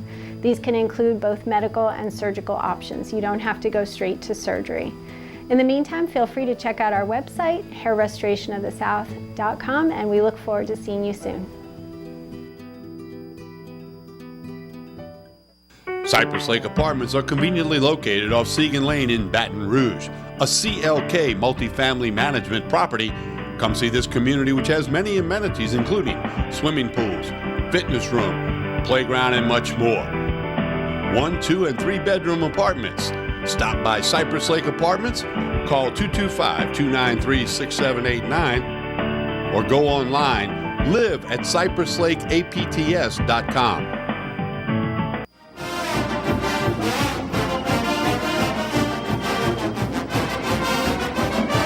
We continue with Tigers Roar, continuing to get you ready for LSU Texas A&M. Again, Tigers on a little streak. Kevin Sumlin has never beaten LSU, and if he doesn't beat him this week, he might not get a chance at A&M. Never get to again, beat him. That's right. Or unless he now, okay, that's a question. If A&M gets rid of Sumlin, does somebody in the league hire him? Does Ole Miss? Maybe so. I heard Ole Miss offered the job to Willie Taggart out at Oregon, and he told him no. So does Sumlin say, well, I'll go over to Oxford and see what can happen? Does Charlie Strong come into play? Might. Scott Frost's name was out there like crazy. Now it's kind of dying down a little bit. I think everybody Nebraska's probably going to need Nebraska. Yeah, they're thinking that, huh? Corn Huskers. We've got some more questions and answers for you from Coach Ed Orgeron earlier in the week on the LSU campus when he met with the media. Won't be doing that again this fall. There'll be something for the bowl game. Absolutely. LSU will be in a bowl game. We just don't know where or against who. But here's part 2 of the question and answer session with Tiger head football coach Ed Orgeron.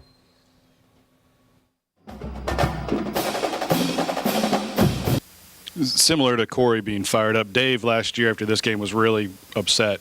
Does that carry over year to year? You're a defensive guy. Do you remember those things? Yeah. Well, I don't think his truck has left the office since Sunday morning. So, but he knows. Dave is realistic. He knows how good they are.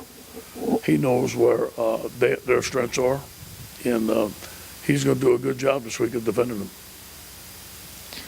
Coach, like you said, you're going up against a tough opponent this week, but you've got 20 seniors playing in their final game in Tiger Stadium, and it's always a magical experience. Former players always talk about how they love getting to play. Do you think those seniors are going to help use that emotion playing their final game to kind of help hopefully get the W this week? There'll be a lot of emotion, and these guys are going to be fired up to win for their teammates, and our teammates are going to be fired up to play to win for them. So I think that there's a factor there, but after the first play, that all goes away. It's about alignment, technique, and execution. Just emotion won't get it. Now, emotion with all that, with execution, will get it. So we have to put the emotion and the execution together and play for 60 minutes. I watched the film again this morning. I think it was 54-33, and they were on the goal line fixing to score. So we understand what type of game this is. Ed, at end of September, things were not good at 3-2. What did you do to keep everything together? The 1-5 out of the last 6, and then how important is it to finish it off this week? Yeah, thank you for saying that. We have to look at ourselves. We're 3-2. We're not playing very well yet. LSU and frankly embarrassed. And that's what brings out the best of you in a coach and a player. And I think the leadership, I got to thank the guys for the leadership, the way we practice. Thank God that the field goal kicker missed that extra point at Florida. But that Florida game gave us a lot of confidence. Say, hey, listen, this is what we need to do is set the blueprint, and then set the blueprint against Auburn when we're down 20 points. And we just kept on building on the blueprint. And we had some young guys, and they understood, hey, this is how you got to go to meetings. This is how you got to practice. This is how you got to finish. This is how you got to play. I think we had to learn how to win, and we've done that. It's everything. It's everything. Everything that we built, everything that we've done, it's all in on the line this game. And we want to finish with 9 wins. We want to go to a good bowl. These guys deserve that. But Texas A&M is the next step, and it's a very good opponent. Ed Paris is kind of included in that 20 senior, but do you expect him to actually use that medical? I think he's coming back. I think he's going to have a medical retro. I think he's coming back. John Chavis, he hadn't been here in 3 years, but he's still recruited. Obviously, some of these guys. Yeah. What is it going to be more emotional? You think for those guys or anything? No. What is your history with John at all? Ed, what did you see on when you went back and watched the film on Caleb Vaughn and Tyler and some of those guys that filled in on Saturday? Yeah. Caleb Vaughn did well. So did Ray Thornton. There were some mistakes, some gap responsibility stuff. I was really pleased with Ray Thornton. I thought he ran well, graded well. I think he graded 82% in his run grade, which is very good for him. I was proud of him. I thought Tyler played very well. There were some different schemes that Dave had to take him to the sideline. and made some adjustments. He did. He's a very smart young man. Happy for him. Yeah, Ed, what adjustments have you had to make with the early signing period? And how many you expect to sign, and will they all be JC guys? Yeah. Well, first of all, this is a difficult week. Is that you're preparing for your last game? You got a very tough opponent coming in Texas A&M, and on Sunday you have 9 coaches or 10 coaches going on the road recruiting. So we organized. Austin Thomas and Tommy Robinson and Sharon have helped us organize the week. We gave our guys the week. So we're going out there recruiting, and we know there's a crunch. There's 3 times we can go in the homes. So there's only 1 time I can go in the home. So I've got to strategically place myself to where I can be in the home, also junior recruiting. We got official visits coming in, and then how many guys are going to sign on December 20th? Obviously, we're pushing for all our guys that are committed to sign on December 20th. I don't know that number yet. I don't know how many commitments we have right now, 17 to 18, but hopefully they all sign. This young offensive line, you know, the kind of up and down season they had, they're going to face the SEC leader in sacks this week. Yeah. You know, what are the keys to that matchup for y'all? You know, first of all, they go against a pretty good line every day of practice. And we have like blitz drills, we have one-on-one pass rush. So we try to simulate the things that they do with our best players. That's going to be key. The key is going to be protection, the protection we use, how many people we use in the protection, and not find out their best rusher and do something with him. I don't think that we can let their best rusher be single blocked all game. Obviously, we've done that to Texas A&M before and have success. So I'm sure Matt is going to have a good game plan. Coach, talking about kickers again, you said after the game you decided already that you were going to go with Jack Gonsolin this week. You still feel that way, or you want to let it play out this week? Yeah, Jack's going to be our kicker. Coach, on your right, what do you expect this week at practice with Arden and Donnie? Questionable.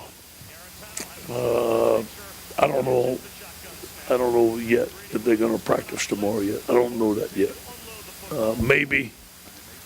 I just talked to the trainer this morning. We're going to have to see how they progress today and tomorrow. Yes. Speaking on injuries, how's Danny's hand? What was that? Danny's hand? He's fine. Okay, he is. He's all right. Got a little bruise on it. He's good. You said KJ was walking better. Do you think he'll? Questionable. That's very questionable. And Christian Kirk, the punt returner for A&M, how important is it going to be to defend him? It is. And, you know, our punters have done a tremendous job. Coach Tommy Robinson coached our punt team, with Coach Mack overseeing it. Our coverage has been good, but we're going to be challenged this week. It's going to be leverage, not punting the ball right at him. You know, if you throw a good hitter a strike, he's going to hit a home run. You can't punt the ball right at him. You got to strategically place the ball where he's going to have to run to get it, gives time for your coverage to get down there. So we're going to have a good game plan against him. I actually recruited that young man when I was on the West Coast. He's a tremendous young man, a tremendous player. Hey, Coach. Up here. How will the Thanksgiving holiday affect your preparation for this game? You know, it's a fine line there. As a coach, you want to be receptive to all your employees, obviously. All the players and all their families. I want them to spend time with their families, but I don't want that to be a distraction. So we're going to go as planned Monday, Tuesday, and Wednesday. Nothing's going to change. Wednesday night, we're going to have a team dinner. Sharon is going to have the menu. And I got to tell you a funny story. We had baked chicken on there, and Coach Jenkins goes, I think we can give him fried chicken. I think Coach Pete wanted fried chicken. But anyway, we got a nice dinner on Wednesday night. And then Thursday morning, we're going to meet at 9. We're going to practice at 11. And we're going to be done by 1. Most of the players will go home with their families. And obviously the players that are from out of state, we'll set them up with some families on the team. Well, that? They got fried chicken. Fried chicken makes them happy, they get it. Ed, there might be a lot of coaching turnover in the SEC. I mean, 5, 6, 7 guys losing their job potentially or leaving. How much of an advantage, I guess, is that for you with the early period being, when all this is going on? It's in recruiting, I only talk about LSU. Some other coaches might use that as an advantage. I don't spend a lot of time on that.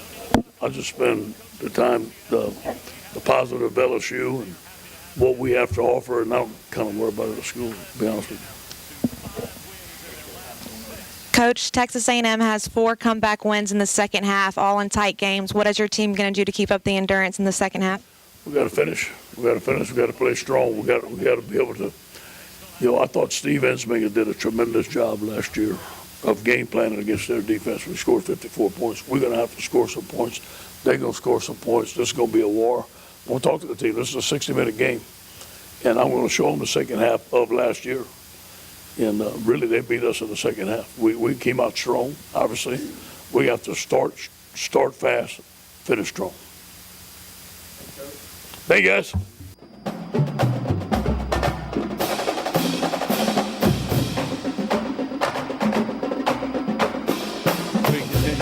Tigers Roar. Coach O going to get them ready for that senior night. Again, 20 seniors will be recognized. Hopefully there's a big crowd out there. I'm ready for Thanksgiving.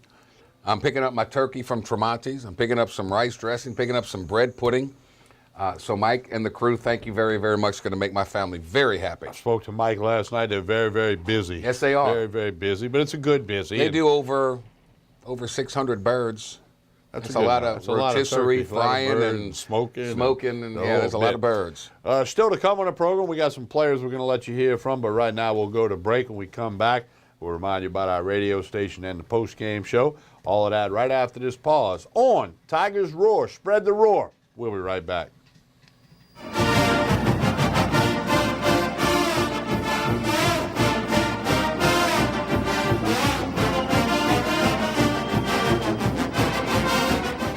Hello. Hola. 你好. Experience what the Baton Rouge International School can offer your children. Now welcoming displaced students for short and long-term stability. I knew I could get myself out of this. I just needed some hope and some help. I took the first step to recovery when I made the call. If you're depressed, drinking, and using drugs, you may need help. And the Affordable Care Act guarantees coverage of substance abuse. Call the Addiction, Hope, and Helpline now for a free assessment. I had problems just getting to sleep, drinking and using pills every night. I feel like I'm losing control. I'm afraid I'll lose my job or even my family. Are you losing hope? You can recover and get back on track. Call now for hope and help with proven, gentle recovery programs. I never thought that I could be somebody who didn't drink and use drugs. I have something to hold on to for strength. I'm in recovery, getting the help I need. Call the Addiction, Hope, and Helpline now for a free assessment with someone who cares. Call 800-383-8177. 800-383-8177.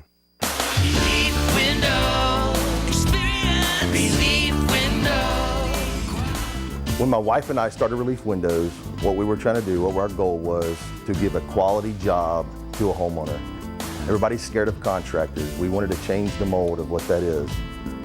Not showing up on time, not answering the phone, somebody running with your money. The reason why you should pick Relief Windows to do your renovation of your home, windows, doors, HardiePlank siding, is because of the experience, quality service of our company. Service is everything we have. It's the foundation of our company. We're going to show up on time. We're going to do the job right. Over 60% of our customers is customer referral. We're a local company here in Baton Rouge, built in Baton Rouge, staying in Baton Rouge. Okay. The job's not done until you're happy and we're happy. It's built the old-fashioned way, with a handshake. Here at Relief Windows, it's an honor to be official window, door, and siding company of LSU Athletics, from one winning team to another.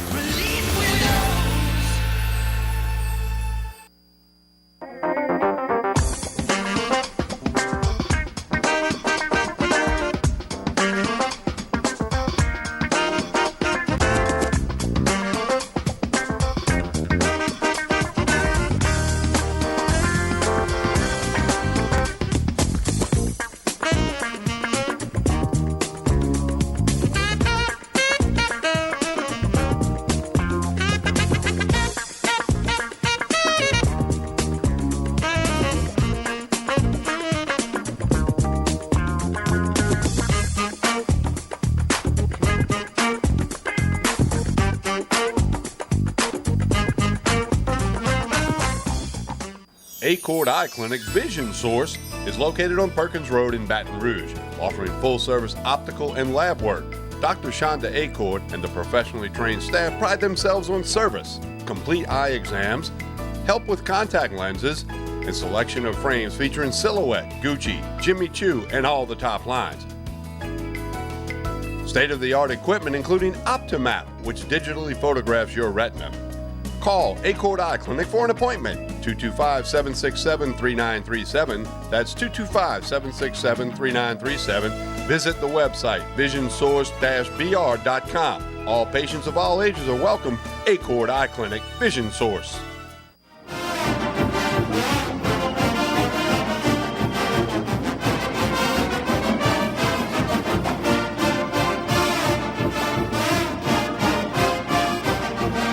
We continue with Tigers Roar, reminding you about WUBR. We got our own app. Just search WUBR. Home of the Jim Rome Show from CBS Sports Radio. The local lineup, Mr. Jordy Hultberg, Buddy Sanji, myself, Dave Scandaliato, Ken Trahan's prep report, a couple of more weeks of that. Saturday mornings gets you Carlos Brown, getting you ready for the Bayou Classic this coming Saturday. The big one at 4 o'clock in the Superdome. Southern, Grambling, winner wins the West, and the SWAC plays Alcorn State for the SWAC championship. Come on, Jags. Come on, Jags. Carlos Brown to help you get ready Saturday morning from 10 a.m. until 12 noon. And through the night on the weeknights, Louisiana Music Hall of Fame Radio, hosted by Mike Shepard. Radio, we will also put the post-game show on there. It'll be a simulcast on WUBR. If you're in traffic, tailgating after the game, get it on the smartphone, get it on the computer, the tablet. Under the lights for LSU, one last night. Senior shot. night, 6:30 kick. That'll put the Pelican Sports post-game show on the air at approximately 9:45. Buddy Sanji and I will have reports from the stadium. We'll have the stats, much, much more on the Pelican Sports post-game show right after LSU and Texas A&M. I want to turn to some of the player interviews. They're talking about things coming up. Oh, by the way, Tiger. 2 to 4, Monday through Friday in Lafayette. Oh, I forgot. My radio show. That's why I'm here. On 103.7 The Game, 103.7thegame.com. And in New Orleans on Sports 1280, sports1280.com. So I double dipped during the day. Hey, Jordy, why don't you tell us about your radio show? Yeah, I just screwed did. up. I missed my cue there. See, the old cue.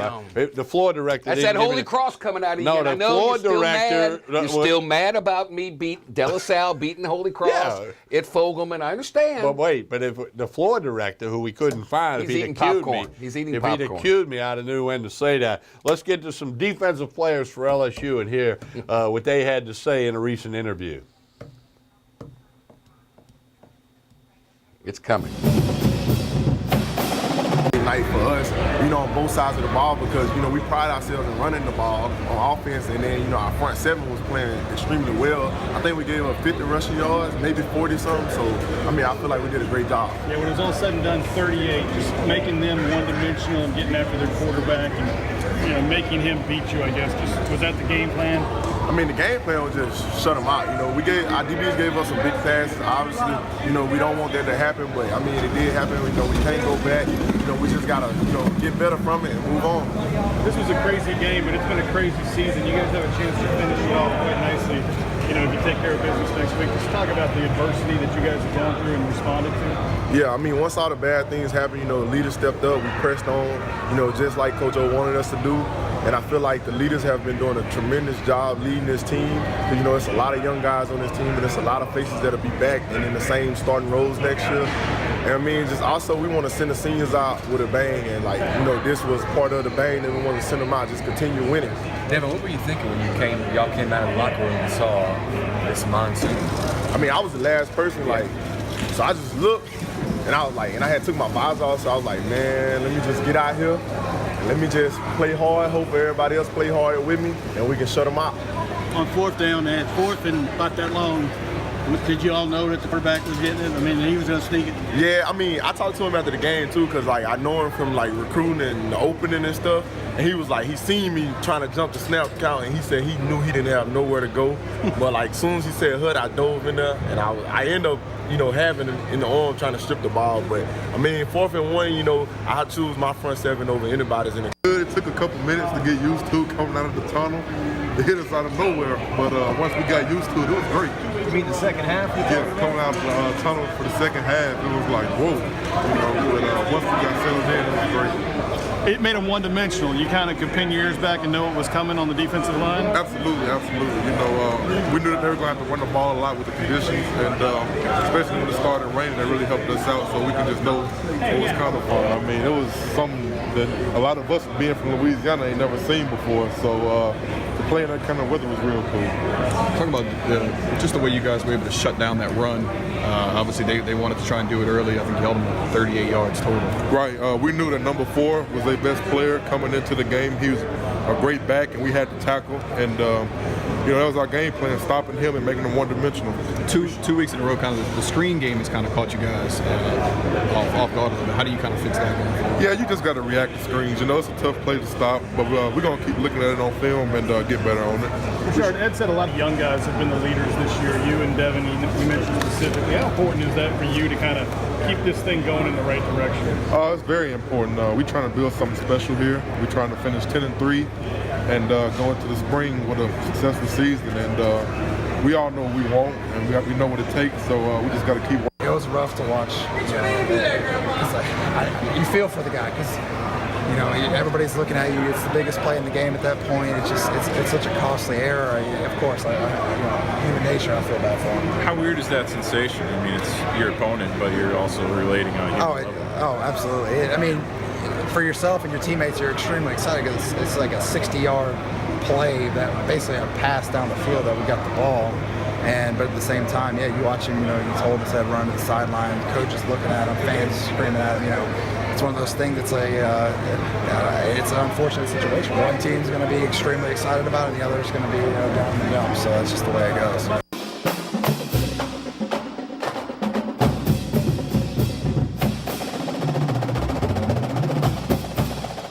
I learned something in watching the game. I heard the commentators talking about it, and they said, they asked Ed Orgeron, who's the toughest kid on your team? And he said, Foster Morrow, which I wouldn't have guessed, but I'm not around them in practice and all. But he said, hands down, without a doubt, toughest kid on the team, Foster Morrow. Wow. Tight end. I would have guessed someone other than him. I'd have put Devin White or Rashard Lawrence. And, we saw the clip with Devin White. I mean, certainly he is impressed on the field, but he's impressed myself and other members of the media off the field. What a kid. What an athlete. First-class kid. He played 2 ways in high school, small school. I tell you. Didn't come off the field much, and probably could play, you said it last week. Let him go 2 ways next year because LSU doesn't have a running back ready for next year. The least kept secret, that Rashard Lawrence was a player. On 2 bad ankles, too. He's a player, He gets 2 good ankles, can he holy go? Smokes. All right, we want to kick it to the other side of the ball, let you hear from some of the offensive players for the LSU Tigers.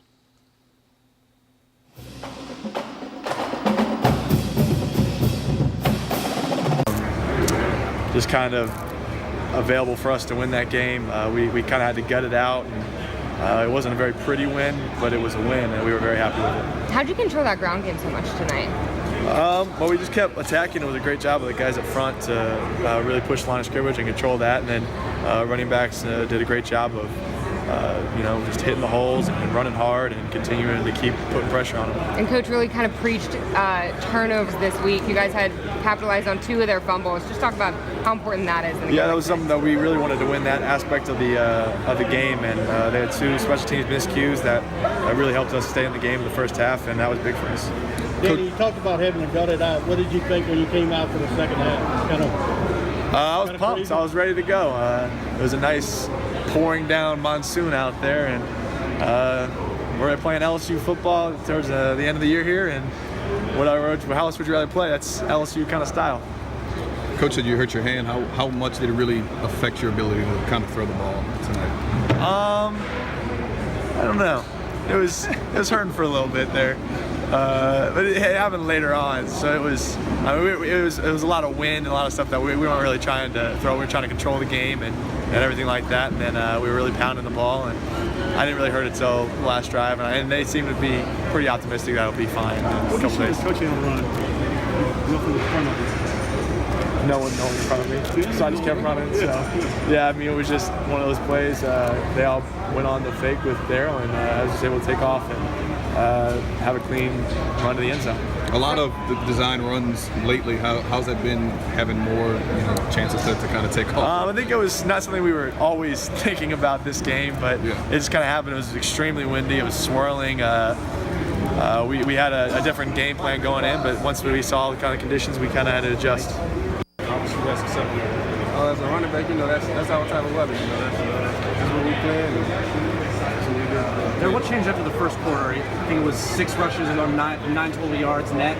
After that, you guys finished 200 total yards. What was different after that? I just think we just kept doing what we was doing, and we just believed. And we figured out at the end.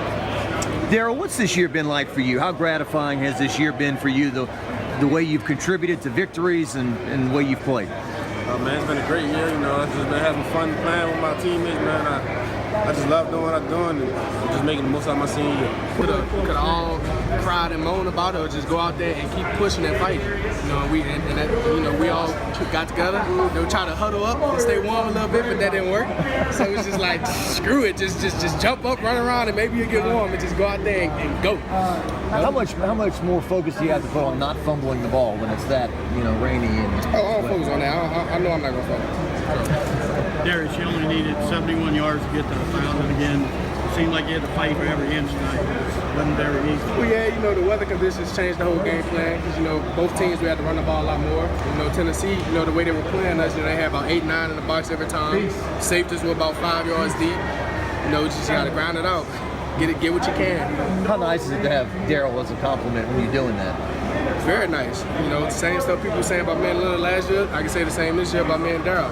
It's a great 1-2 punch. That's my big brother. What does it mean to have back-to-back thousands of short list in LSU history? I mean, it really ain't hit me. I'm still freezing right now. What changed for you guys after the first half, or the first quarter? I think it was 6 rushes, 9 total yards. After that, you guys finished at 200. What was different after that? I don't know, man. I would say the weather, but after the first quarter, it was still fine. Just change up the game plan, start getting out heavy packages and just punching it down their throat. It wasn't really much we could do with the air game because of the weather. So, like I said, we had to change the formation and just pound it out. How much did you know about the forecast coming into the game? We heard multiple things. It'll be cold, it'll be windy, rainy, and then next thing you know, the temperature went up. And, the rain chances went down. We was hearing a bunch of stuff. I was following him on Twitter all week, seeing what he was saying. I was just like, woo! But we knew what was coming. We prepared for it and we were ready for it. You knew that was coming when you walked out and saw the wind blowing sideways. Man, when I walked out that halftime, I almost didn't run out on the field. Just to be clear, after the game, you said your teeth were about to crack. Yeah, everybody talking about I'm on. Like, why would I say that?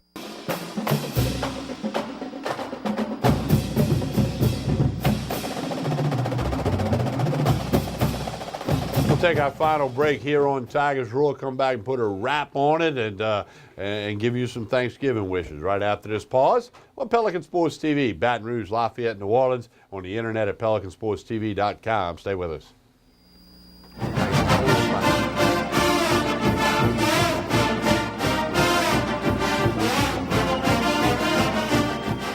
Hi, I'm Jordy Helper for Tremonti's Meat and Seafood Market at 12451 Old Jefferson Highway. Chairman's Reserve steaks, their pork, their chicken, their seafood, top of the line. Primo barbecue pits, Icy Tech coolers. They can go anywhere and cater anything for you. Go to 751-7665 to call Tremonti's Meat and Seafood Market, where good meat ain't cheap and cheap meat ain't good. Tremonti's Meat and Seafood Market. Hello, my name is Debbie. Welcome to Debbie's Bridal, a Formal Affair.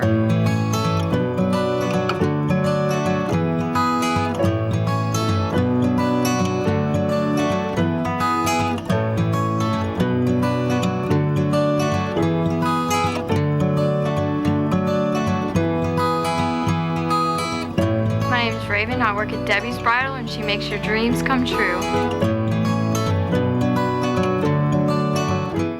6, 5, 4, 3. I'm back. Roger Cador here. Come watch Clarence Bugs and I as we team up to bring up all of the positive things taking place at Southern University and the state of Louisiana. It can all be seen on the Pelican Sports. That's the best one. That's it. That's a wrap. That's a wrap. That's the best one. This is an important announcement. If you're between 50 and 85 and worried about your loved ones, you can still get affordable life insurance for peace of mind. My life insurance coverage is guaranteed, and I was not required to get a medical exam. I had high blood pressure and diabetes, and I got my coverage with one telephone call. No exam necessary. I'm a smoker, and I wanted to take care of my family. I called to get my life insurance and my affairs in order. I wanted to do the right thing. Call Final Expense No Exam Insurance. Your rates are guaranteed and will never increase. I called and learned that this insurance cannot be canceled even if you get sick or gain weight. And there are no restrictions on how my beneficiaries use the money when I'm gone. Approval was easy and the price was right. I wanted to do this for my children. Call 800-654-9927, 800-654-9927. Hi, I am Dr. Farrell Frugier Jr., and I am a general dentist at Frugier Family Dentistry. I was born and raised in Baton Rouge, Louisiana. I went to Catholic High School, LSU, and LSU School of Dentistry in New Orleans, where I received my DDS degree in 1986. I always have and will continue to be committed to continuing my education, to invest in technology which makes the diagnosis and delivery of dentistry more thorough, more comfortable, and more aesthetically pleasing. In our practice, we are here to serve the patients. We want to improve their quality of life and to develop relationships with our patients. In dentistry, we have a chance to impact lives on a daily basis, not just by doing dentistry, but by getting to know them and being a part of their life. We also believe in giving back to our community. So every year, we give back to the Greater Baton Rouge Food Bank, Toys for Tots, and Mary Bird Perkins Cancer Center. Please stop by and visit our office. We would love to take care of you and your family. For Total Home Pest Control, who are you going to call? Call the Bug Man, 923-BUGS. For total pest control for your home or business, call the original Salvat. Call the Bug Man today, 923-BUGS.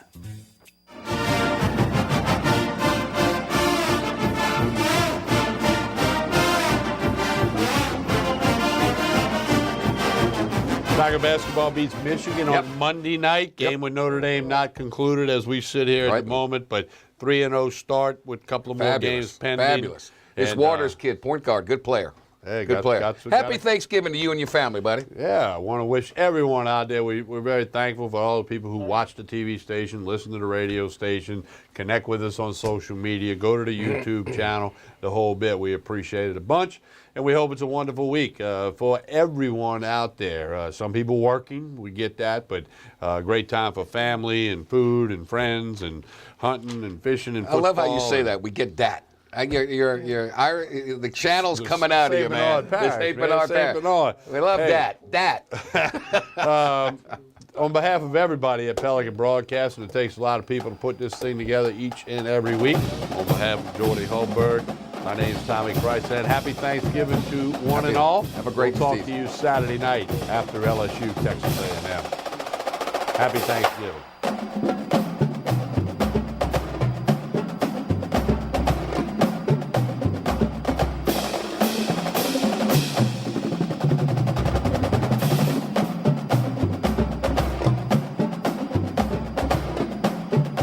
This is an important announcement. If you're between 50 and 85 and worried about your loved ones, you can still get affordable life insurance for peace of mind. My life insurance coverage is guaranteed, and I was not required to get a medical exam. I had high blood pressure and diabetes, and I got my coverage with one telephone call. No exam necessary. I'm a smoker, and I wanted to take care of my family. I called to get my life insurance and my affairs in order. I wanted to do the right thing. Call Final Expense No Exam Insurance. Your rates are guaranteed and will never increase. I called and learned that this insurance cannot be canceled even if you get sick or gain weight. And there are no restrictions on how my beneficiaries use the money when I'm gone. Approval was easy and the price was right. I wanted to do this for my children. Call 800-654-9927, 800-654-9927. 6, 5, 4, 3. I'm back. Roger Cador here. Come watch Clarence Bugs and I as we team up to bring up all of the positive things taking place at Southern University in the state of Louisiana. It can all be seen on the Pelican Sports. That's the best one. That's it. That's a wrap. That's a wrap. That's the best one.